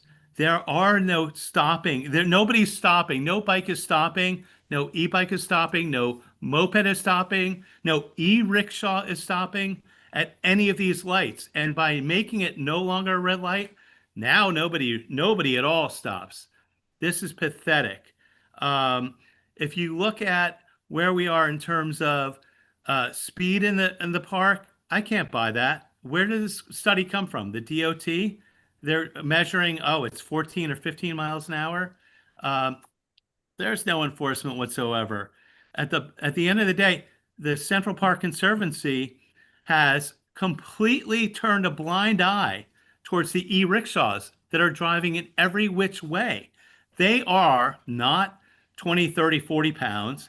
They're loaded with 6, 7, 8 people on their bikes that are electric. They're all electric. They're illegal, and they're looking the other way. In terms of injuries, this 25 injuries a year, are you kidding me? We had one horse and carriage owner in the period in 6 weeks in August and the first 2 weeks of September document with pictures 15 injuries, serious injuries inside of 6 weeks. We went to the Central Park precinct and we asked them how many injuries did they see. They said we only saw one injury. The reporting here is ridiculous. The turning over, it took 50 years to get rid of motor vehicles in Central Park. 5 years later, here are the motor vehicles again. This whole redesign is based on making room for apps, for app drivers, for Uber Eats and DoorDash to get their expressway. There's absolutely no reason. The Central Park Conservancy, by their own motto, their motto is we're supposed to be a place of serenity, away from the hustle and bustle of city life. Guess what? The hustle and bustle has been brought to Central Park by the Conservancy. I don't understand why the Conservancy and the DOT, that knows that this is only a pilot program, They've literally redesigned Central Park on a pilot program that has been renewed twice and is due to expire any time now to make for high-speed transit around Central Park. What's this all about? Who's behind this? Where's the money? Follow the money. That's all I got to say. Thank you, Chuck, for your time. And get the e-rickshaws out of the park, get the e-bikes out of the park.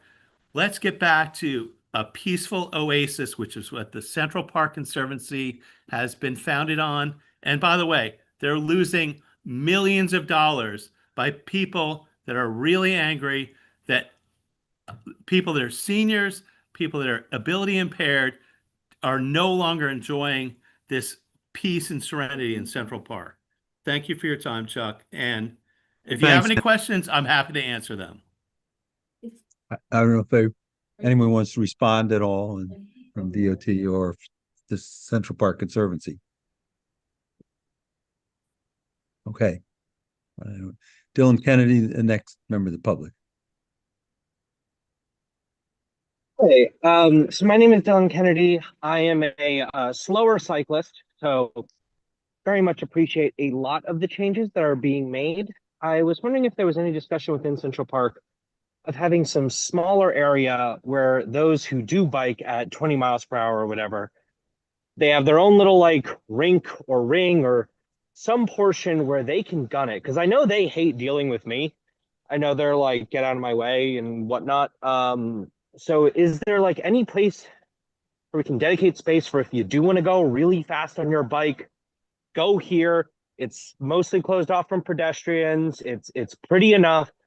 Is there any idea of like pushing that energy? Because I did talk to someone at one point about this, and they said, look, I want to get the experience. I'm trying to, build up strength and stamina.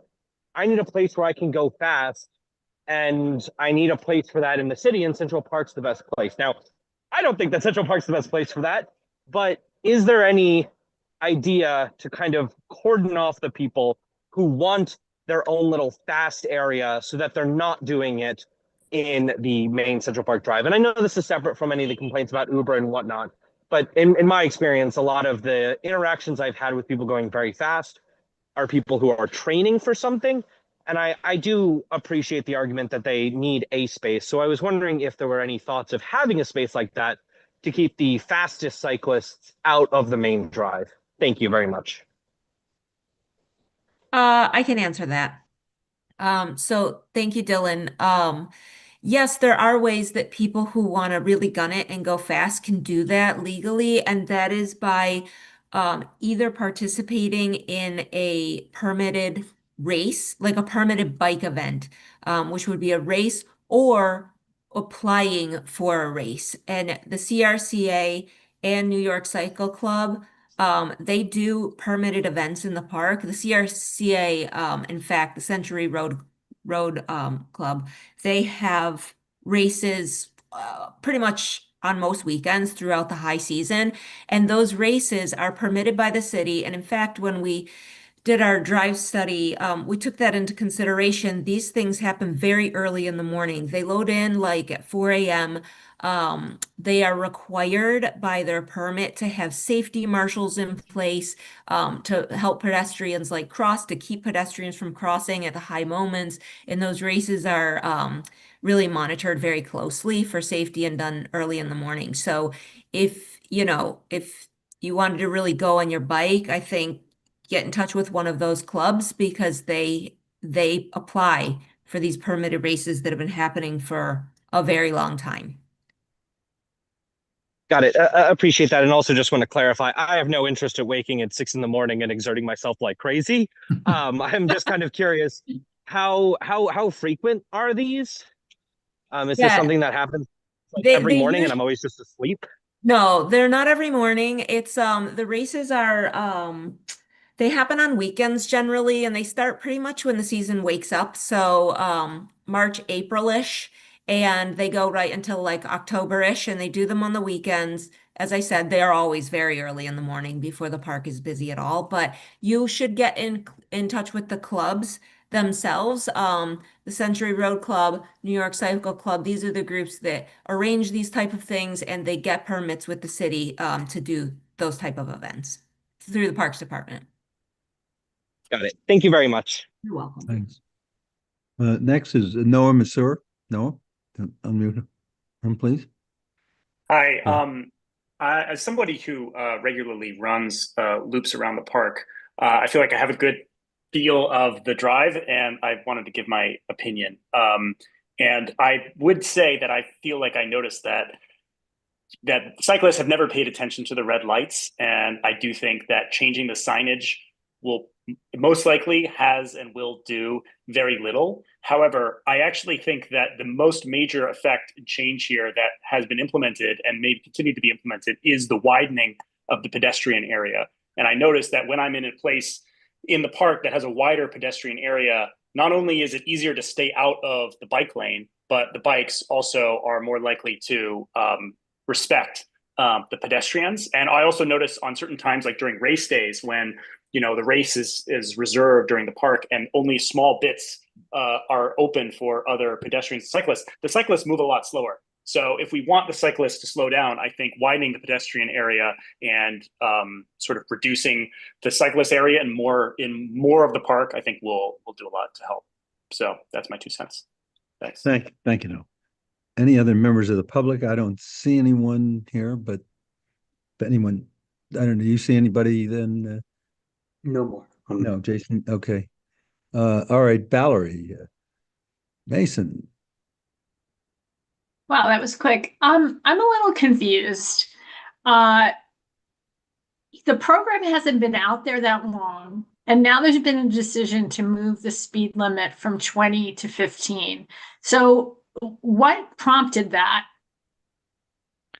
Sure. Yeah, I can speak to that. The intention behind the changing the speed limit was to really go hand in hand with the new design, and just like emphasizing that again, like we want to achieve slower speeds, a safer and more comfortable environment. Also, kind of responding to the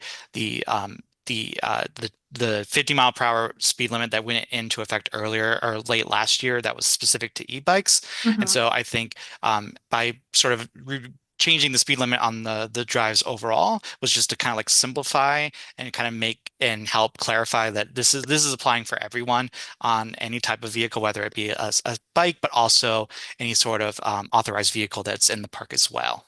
Okay. So thank you, Esteban. My next question is a little bit tongue in cheek, but look for pets. I actually thought that was a typo and you were trying to say, look for pets. I don't understand who understands what that means and why anyone would pay attention to that direction. It says stop for pets, just for clarity. I know. That's what I'm saying. I thought it was a typo. You said look for pets. Oh, sorry. Stop for pets. Okay. Either way, David, I appreciate the clarification, but does everyone who's riding a bike know what that means?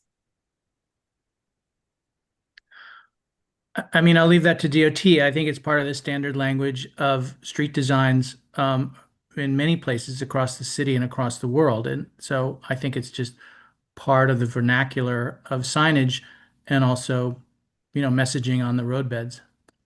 I've never seen a sign like that. Can the DOT tell me where else you have something that says stop or look for pets? Yeah, definitely. So that is a sign that is the details of that sign are published in the Manual for Uniform Traffic Control Devices. It's a mouthful to say, that the MUTCD. So that's like a federal guidance that provides details for all signage and other traffic control devices. So that sign, it's the sign code, if you wanted to, if you're curious, is R1-5B. So that is the sign that we implemented, and we do use it elsewhere in the city, particularly with where we install a enhanced crossing. So this is like a location where it may not have warranted for a traditional stop sign, but we want to provide a safe crossing for pedestrians. And so it is used elsewhere in the city on roads, and now we are using it in the park. Thank you. Can you address Andrew Fine's question regarding what vision impaired people are supposed to do as they try to traverse the park? I don't think that, and nobody responded to that. And I think that's a very valid issue. Yeah, definitely. So one of the challenges is that with with the flashing amber signal is that we cannot also have the pedestrian signal, which is the sort of the either the red hand or the white person logo going on at the same time, because they are essentially like in conflict with each other. If it's showing the pedestrian signal is on, but the signal is a flashing amber, and so this is meant to be treated very similar to any crossing throughout the city where you have a stop sign. And again, like at those locations, there is no pedestrian signal warranting to give like the go ahead, but it should be treated as that type of crossing. But why, can you answer, I mean, the whole reason that the transverse, I mean, I quite frankly, a vehicle moving at 15 miles an hour, 20 miles an hour, doesn't matter to me whether it's a car, a bike, a scooter, or whatever. It's still moving at a speed that has an impact from a physics point of view. So I'm not understanding why you're taking a New York City roadway and treating it different just because there's green on one side of the roadway and green on the other side of the roadway. So you had made the comment before that the signage and the lights were meant for cars and not meant for bikes. What is the decision behind saying that an e-bike moving at a speed, the same speed or faster than that of a car, doesn't merit a traffic signal to stop it? Why is every crossing, especially at 72nd Street, which everyone has acknowledged is the most dangerous crossing in the park, and it sounds from your presentation that you all are still not sure how to deal with that. Why would you remove, given the fact that your data, even though it doesn't match up with Andrew Fine's data, says that there's been absolutely no difference in the amount of crashes? Why wouldn't you have left the red light, which has which means something to everybody else when it comes to a roadway?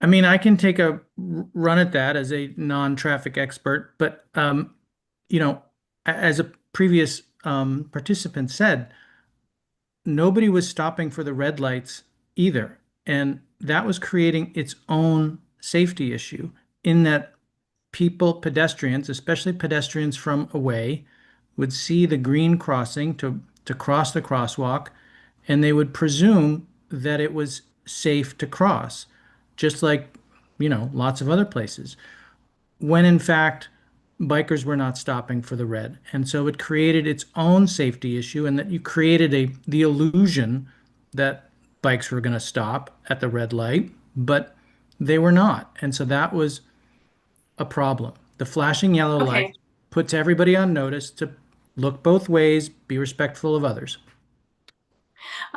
David, I appreciate what you just said, but basically, you've just made the argument for the E-Vehicle Safety Alliance that e-bikes are more dangerous than cars because cars will stop at a red light, but bikes won't. I think that's a very unfortunate but true observation that you just made. And I appreciate that the speed limit is going to be reduced, but I still think that to me, the most important group to protect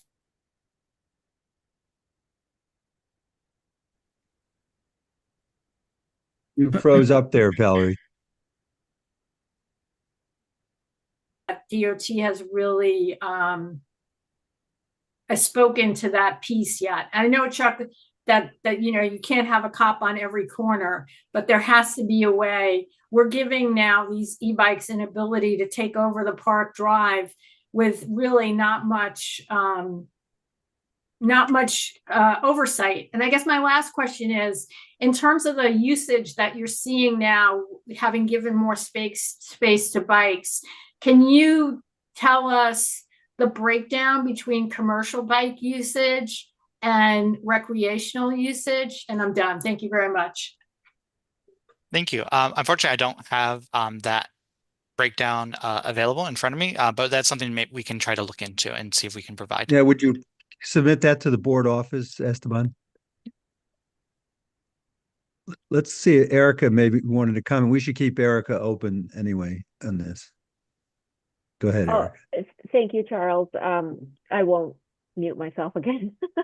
I just wanted to answer, I know, Valerie, you were mostly speaking about the speed limit in general, but since you did bring up East 72nd Street, Esteban mentioned this very briefly, but there are some intersections, the intersections that were complicated, meaning there were a lot of intersections all in one point, or some that were very, very heavy in our study. Those did get red lights. And the 72nd Street cross drive, there's a stop sign at each end of it. So any bikes coming off of that intersection, they are supposed to, by the rule, there's a stop sign there that they should all be stopping and not proceeding until it's clear. So I just wanted to bring that up because you mentioned that intersection in reference to red lights. Can I just, am I unmuted? I'm not sure. You're unmuted. No, you're unmuted. Okay, You're still thanks. unmuted. Well, can you just explain though, I mean, there's a stop sign there. I mean, how is does the bike know that stop sign applies to them? Because I mean, originally when the redesign was being talked about, there was a statement, or there were statements made, I'm not attributing them to anybody in particular, but that, you know, the bikes didn't realize that the signage applied to both cars and bikes. So, I mean, how are we trying to educate this population that is coming into the park and using these drives with the new redesign? Like what is the... I don't want to step in where DOT probably is the more appropriate entity to answer, but I will say that the stop signs that were added in those areas, they're much lower. If you're on a bicycle, I ride a bike, I also am a pedestrian, but when I'm riding a bike on that path, the stop signs are now down at the level where a bike rider would see it. It's evident if you're on a bike that sign is meant for you on the bicycle. It's different than a car stop sign. And where there are red lights and yellow lights, as Esteban said previously, the DOT is in the process of putting special lenses in those lights with bike icons in the center of all of them. So Okay. over the next few months, every single icon, every single light will have that bike icon in it. Mm-hmm. And I don't see any reduction. I know you've widened the path for, it's not really pedestrians, but runners. But there was supposed to be the speed designation lane. And many times in the middle of runners, you've got the scooters in those lanes because they're afraid of the e-bikes. And you've got children who don't want to be in the main bike lane, who are using the runner and pedestrian walking lanes. How has anybody thought of addressing that? I mean, that's not supposed to happen. And, you know, obviously there are incidents where people do stray into the pedestrian zone. But, you know, one of our main intentions, as others have said, is to maximize the pedestrian area wherever possible. You know, there are 3 lanes and there are minimum lane widths for the middle lane and the right lane that are required by law. I think it's 11 feet or something like that. And everything else beyond that was dedicated to pedestrians. And there is, you know, a solid double white line that is intended to delineate that. Obviously, we discussed like a harder barrier, you know, between those 2 lanes, but that opens up other concerns that are very challenging, you know, in terms of putting Yeah, I mean, I understand. Yeah, I get that it's really challenging. I was just wondering, I promise, have you done any outreach to Roadrunners Club to have any coordination with them to get feedback from the people who are on those lanes other than bikers who are out there on a regular basis? Because I know I hear from quite a few of them as chair of the board that they feel like it's the Wild West out there, and that the reassignment of the lanes really has not made them feel any safer as they try to transverse the park in the runner lanes, and that the bikes are pretty much, you know, ruling the roost. And I know this sounds more counterproductive, but in actuality, when the cars were on the drive, it was a calmer for everybody else on the roadway. But I know that that's not going to happen. But again, for many people, if it's moving at a speed that's more than a pedestrian speed, it doesn't matter whether it's a bike or a car. I mean, there are signs on the barricades at the entrance, all the entrances to the park, which indicate the lanes and how they're supposed to be used. There's also a flyer that the Conservancy has distributed to all of our member groups, all of our constituencies. We've gone around to all the bike rental shops around the park to make sure that they understand what the rules of the road are. DOT has undertaken their own education efforts with their staff, and the NYPD has been out there with their auxiliary forces on weekends, mostly when it was warmer, to try and spread the message. So it is a public education effort that we're in the midst of. I know, you know, these things do take time, but nobody is slacking on that front. Yeah, no, that wasn't my, I just wanted to know what kind of coordination was being done with the largest roadrunner group in the city in terms of feedback from their people who are using that on a regular basis. And I guess I'm not hearing that there has been any coordination or interaction with them to get any feedback. So I would suggest that. I'm in touch with roadrunners on a almost weekly basis. We have pretty close relationship because of all the races. Haven't gotten that exact feedback, but we are in touch with them. We were in touch with them throughout the whole period of the drive study as well, giving them updates and whatnot. So that's happening, and I can certainly, you know, keep an ear out for some of what you're explaining, like that kind of feedback that we might get from them. Appreciate that, Erica. Thank you. Yep. Jay, next. Go ahead, DJ. Thank you. Oh shoot. Can you hear me? Oh, yeah, you're okay. I've had some microphone issues, sorry. I did want to couple comments. I think the addition of the bike lenses on the flashing yellows is very positive. They should, but I think a lot of bikers don't realize the flashing yellows apply to them, or even what they mean. And so I actually, you know, I'm a biker, but I will concede that point, and I think the bike lenses really help because it shouldn't really be in dispute when it's a flashing yellow bike, like, hey, you're supposed to pay attention and pedestrians are going to cross here. I have a question on data, because, you know, Esteban showed in his presentation that, you know, pedestrian injuries or crashes are about the level where they have been. And then, you know, Andrew came and said, we have a group that is, you know, unofficially collecting data, and we dispute that very heavily. And so I guess I'm kind of curious. I just kind of want to know more, like, what explains the discrepancy? Is Andrew's group seeing a lot of crashes that just go unreported, whereas DOT only sees things that are, you know, reported either to police or somebody else? Because I feel like it's an important point if collisions actually are up or not, and we should try and be data driven, and we're just getting kind of two different data points here. If anyone can address that. Thanks. Well, Esteban, you did say the data was taken at one specific place, right? Sorry. Yeah, for the injuries, that is along the whole drives. Okay, that's the whole? Yes. Yeah, and then the data is correct. It's the reported crashes that we received from NYPD. Okay. All right, we have we're David Kingold. We'll get to you, Andrew, because you had one bite at the apple, and you'll get another one. But go, David Kingold. No, you have to unmute, David. You should. Okay, there you go. I have a very quick question. Does the data on anybody's compilation, either Andrews or Esteban's, does the data break down the type of bike that had the accident?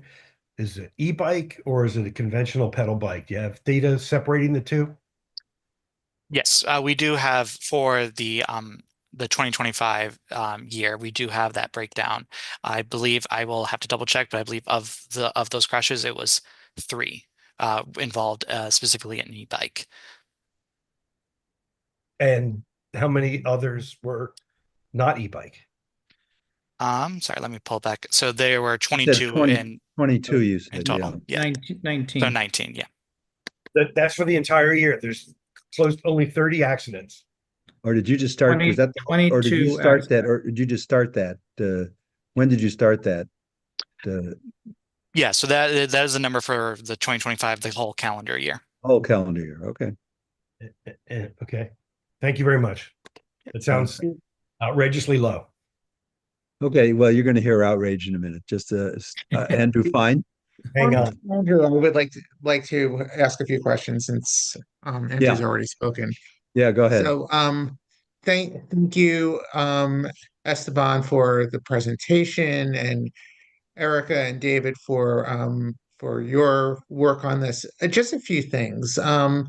First, in regards to the signal removal and the different types of signals and lights that could be used, we're now seeing regularly traffic signals that have only flashing yellows and then red signal and then red phases. And we see that especially with left turn signals.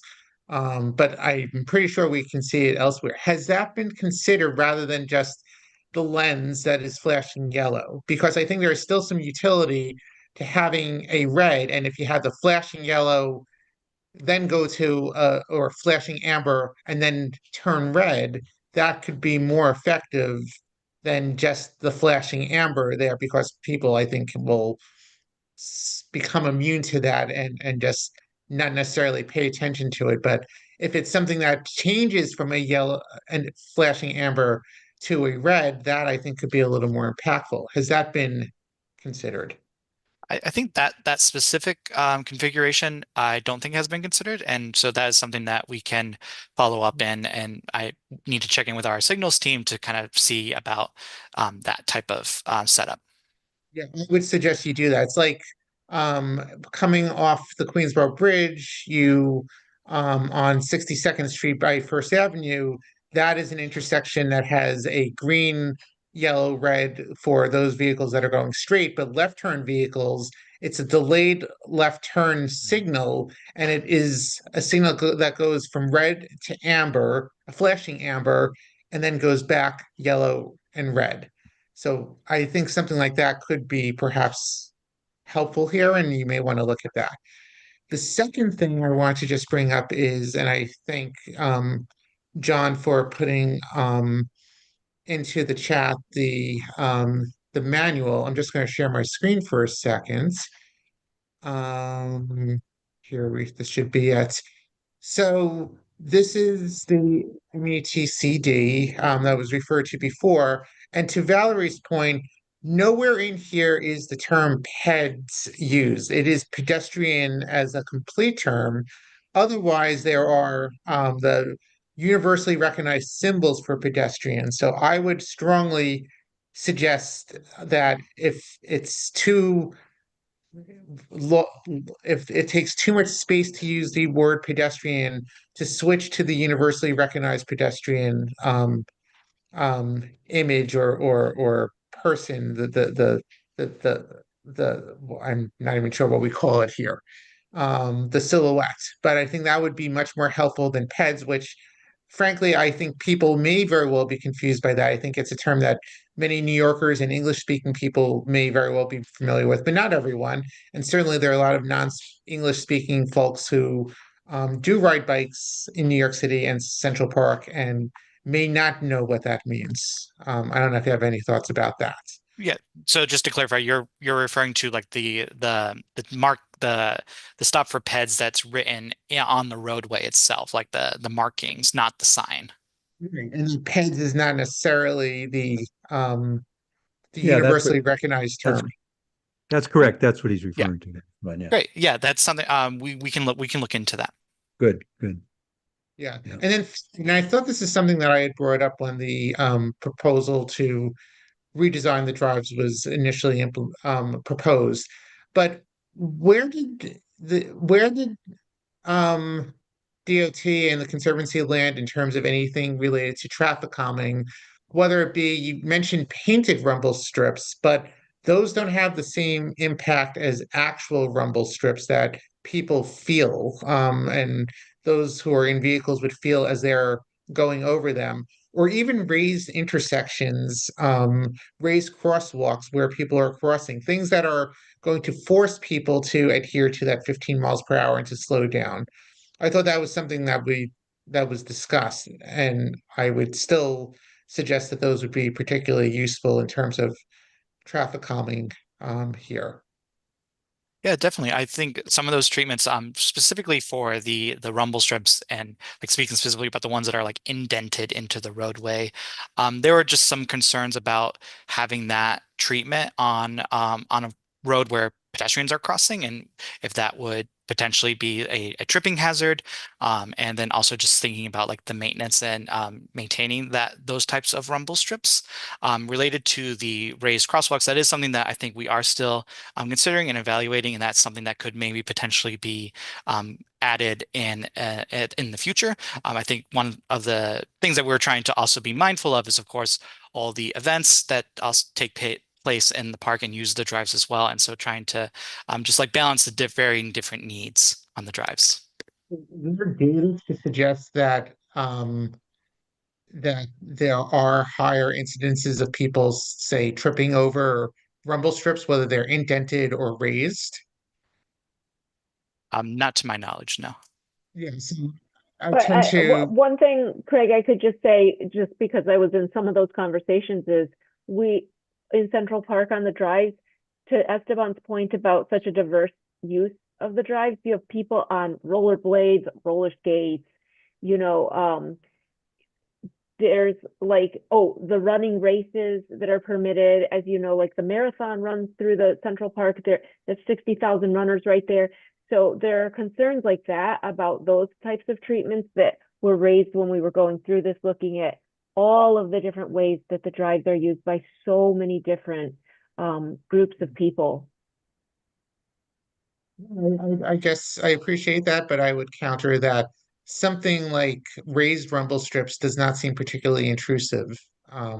That perhaps bikes could feel, but shouldn't become a safety hazard for them, especially if they're behaving and adhering to the speed limits. And if it's a matter of how much it would cost to maintain them, I would suggest that there's no cost that is too much if it's going to benefit pedestrian safety and bike safety for that matter. And I say this as someone who was supportive of the project and very much appreciates the wider pedestrian areas that are now provided. Okay, Paul Prickler. Thank you. I think that DJ raises a great point about the data. It'd be great to be able to compare the data that Andrew has and the data that DOT's put out.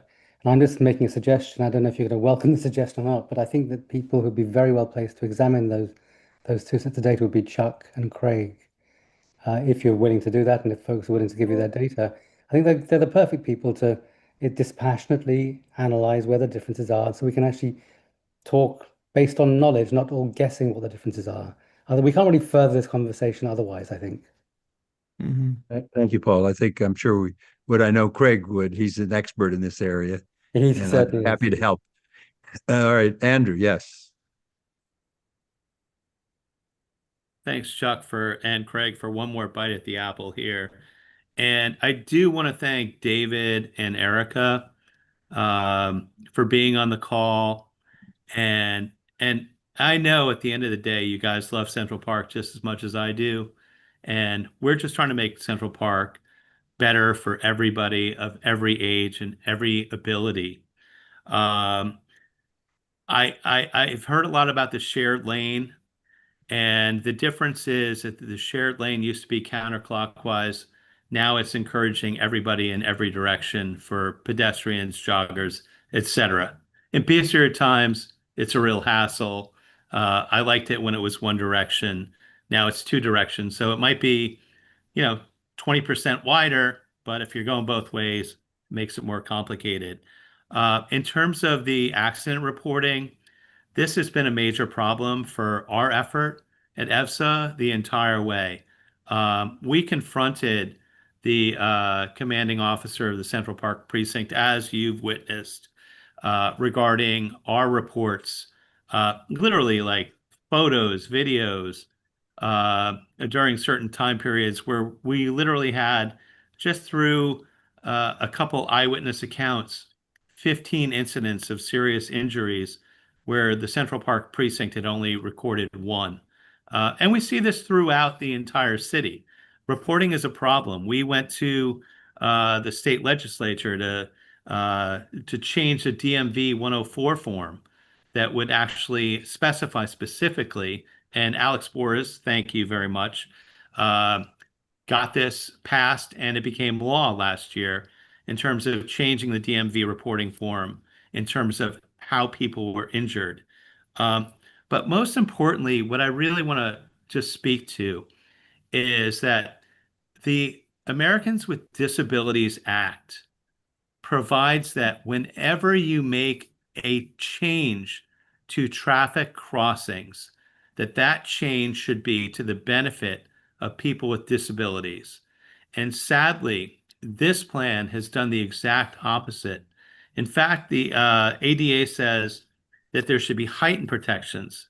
People who are blind or have low vision have specific rights to safe crossings, requiring features like audible signal and tactile cues, which are critical safety elements. You guys have literally taken these away. The audible pedestrian crossings are gone. And the idea that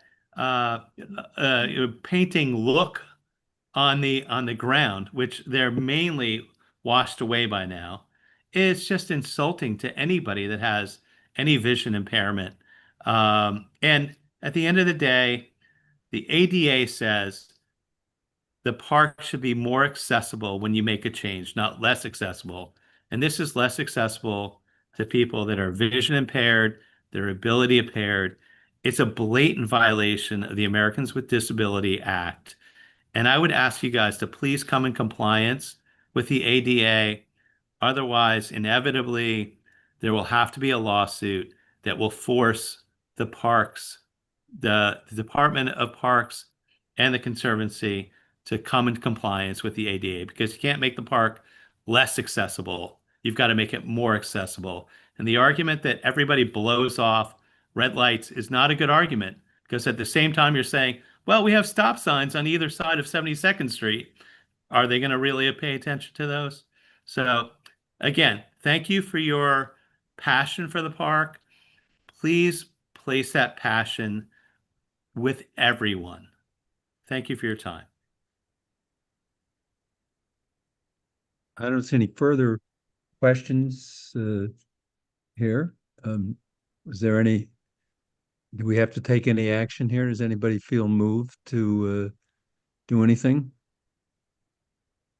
Okay, so I thank everyone. We thank the people from the Central Park Conservancy, Eric and David, and also the people from DOT, Esteban and Danielle, for continuing, and Raphael. And I think we can go on to the next business, which is the updates from the New York City Department of Transportation. We've already had a certain amount of that. I don't know if you have anything else to add to that, Raphael, at this point. No, not at all. No, everything has been said. Okay. All right. Good. Well, again, we appreciate everybody's time and effort here from the various. Thanks for your digital hospitality. Okay, is there any old business or new business that people want to bring up here? Michelle had her hand up. Sorry. Michelle, yeah, Michelle. I was going to thank everybody and move to adjourn.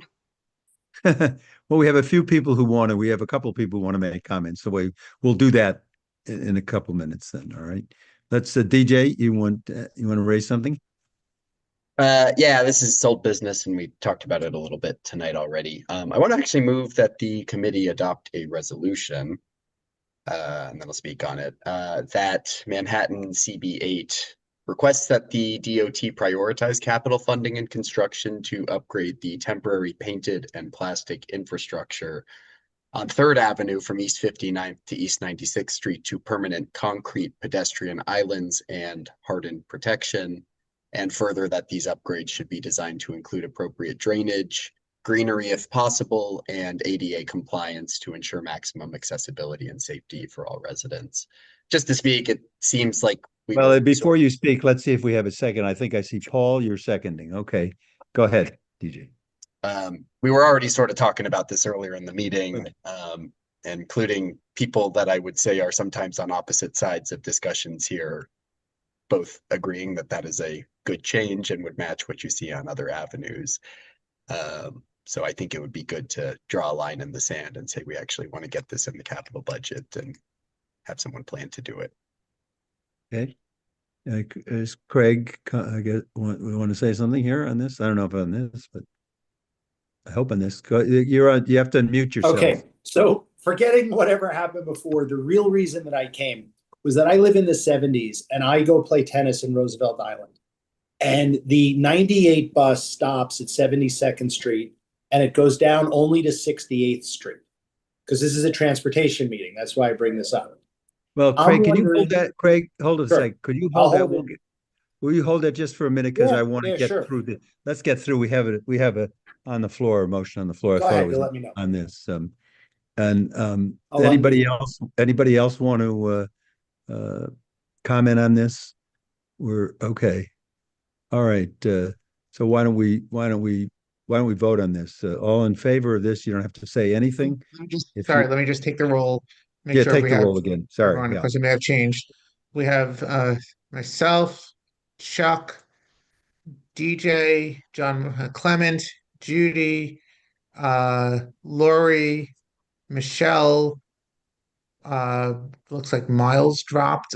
Paul, Sebastian, and Valerie. I think that should be everyone. Okay. Anyone else missed to raise their hand? Sebastian has 2 votes here, I see. And I'm sure he or she can make as much sense as anyone here. Okay, so anyone who wants I don't know if that's a no vote. Anyone wants to vote no or abstain or not voting for cause, raise their hand. Michelle, are you go ahead, Michelle. No. Okay, that's a no. Any others? Okay, Valerie. Go ahead and mute. Sorry, I think I'm a no. I just wanted clarification, Chuck. Is what's happening? I'm confused about 3rd Avenue. Is that a permanent, or are they still looking? We haven't gotten the 1-year report yet, right? I think they're looking to move. I don't know if Danielle wants to. They're looking to make that permanent. I think, right? No, we're not talking about the 15 mile per hour. We're talking about the concrete islands, right? That were there before. That were there before the change to the signal timing. That's sort of not related to so but that's permanent, right? I mean, we're not waiting for a report as to whether the redesign were they supposed to put in the I'm sorry, this is my point of information. Were they supposed to put in the islands as part of the redesign originally? I thought that original presentation, from what I recall. I'm sorry, Danielle, if you have information on that, but I thought that the original information spoke about that it would become permanent eventually, and it sounds like it's now only going to be at certain intersections.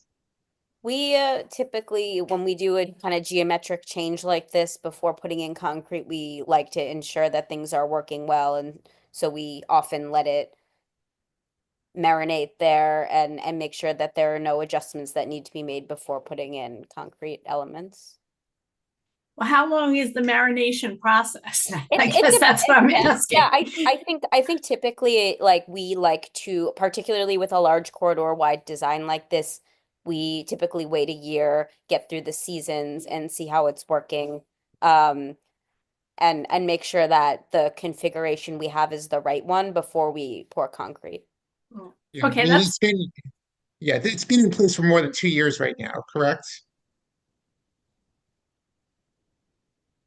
I don't know. I've been in place for 6 months, so someone might need to answer for me. I, I'm not I mean, familiar I with mean, that. that's why I think I'm going to abstain, because That's I okay. don't see That's where all right. we are on the, Okay, we'll get some more information on that okay. before our full board meeting. Okay, the one abstention. I'll make sure I get an update on this particular Thank you. issue. Thank you, Okay. Raphael. If you can get back to us, yeah. Yes. Okay, so we have one no and one abstention. Okay. All right. Now, Craig, let's get back to Craig had. So go ahead, Craig. Sorry, interrupt you Okay, there. so I recall a year or two ago, we had a meeting and the MTA came and you guys have a contact there. So the 98 bus turns left on going down Lexington Avenue, goes down to 68th Street and heads back up 3rd Avenue all day and all into the evening. But I'm wondering if you could ask them to extend the 98 bus down to 59th or 58th Street and then loop up 3rd Avenue at the end of the day, like when there's light traffic and things like that, so that people who are standing there 10, 15, 20 minutes waiting for the 101 or 102 can hop on the 98 as well to get down to at least an express stop at 59th Street or the tram going to Roosevelt Island. Is that clear? Yeah, I think so. Yeah, we so can instead we of can 3rd ask. at 68th, it could go to Right. 59th, 58th Street in the evenings. Because it's I don't empty know. anyway, and the guy, it's not. I don't know. that's- Craig knows more than me on this, but Okay, Craig, what do you they would think? make a change. I don't know. They make a change just in the evenings like that, but what do you think, Craig? On that? I'll be honest, I don't know that I even realized that the M98 terminated at 68th Street. Yeah. It dies. I- It's done. and- And it heads uptown. There's nobody on it. It's two Yeah, people on the bus. And there was a point in time 20 years ago where I was actually interning in the Manhattan bus planning the group within New York City Transit. That's something that New York City Transit would have to decide, so we could Right. definitely raise that with them. Yeah, if you could. We will. All right. Yeah. Yeah, thank you. I mean, just stress the fact there's nobody on the bus. It would extend the bus 8-10 more blocks for another 3 minutes and then head up 3rd with nobody on the bus either, because it does the same route as the 101 and the 102 basically. So thank you. All right, I'll Okay. see you maybe tomorrow about the Central Park one tomorrow night, right? Okay. We're gonna get to Valerie, do did this you all want to say again. something else? Valerie, Michelle, we'll get to. All right, take care. Bye-bye. Valerie, you want to say something? You're muted.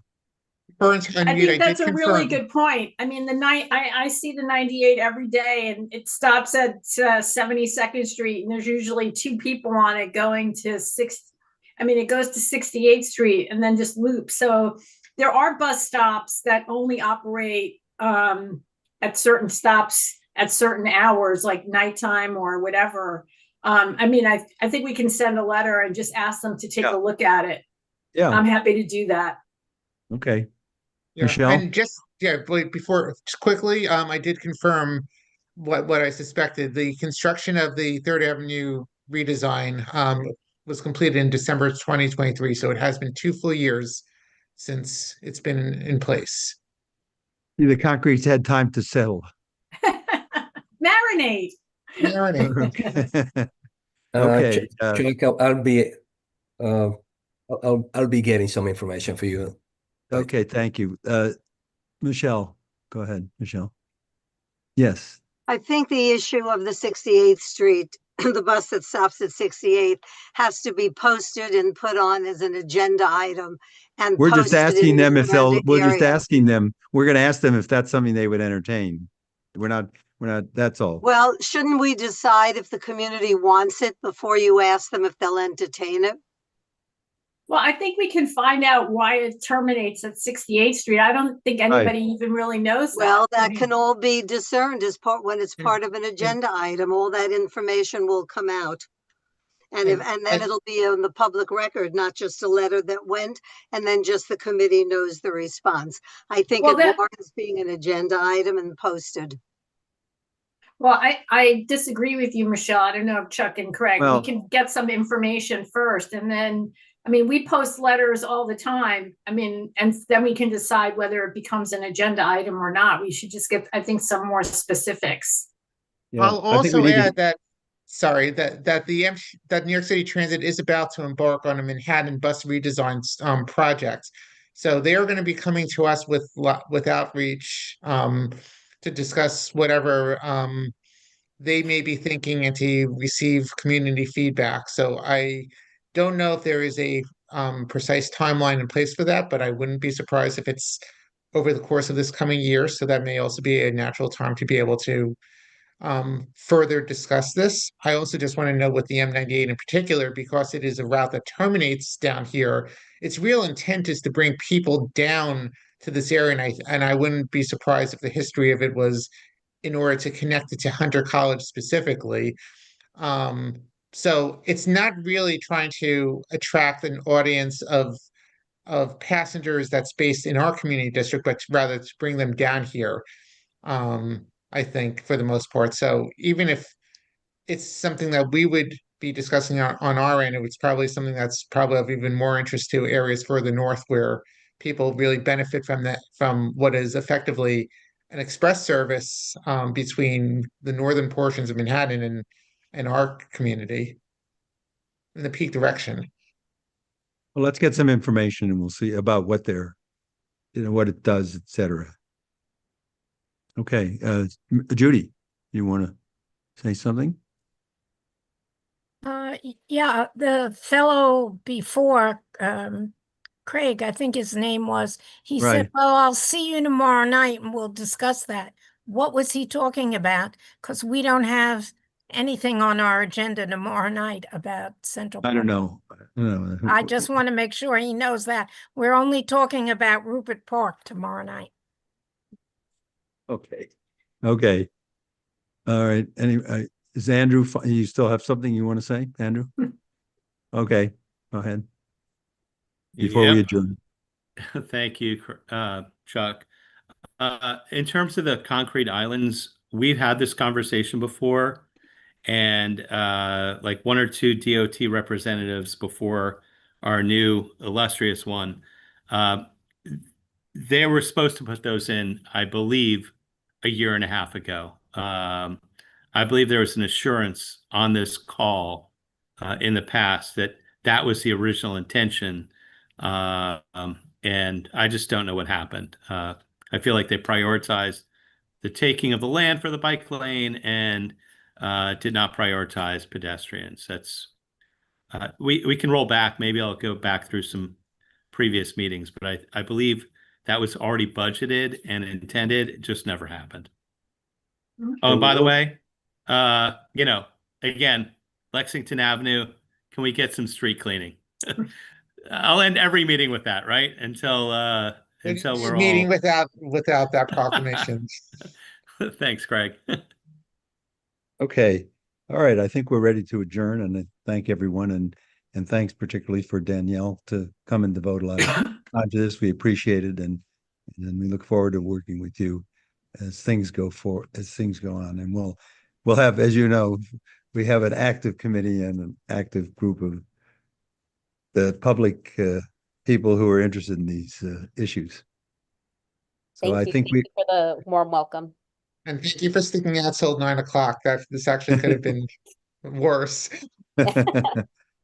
Well, we are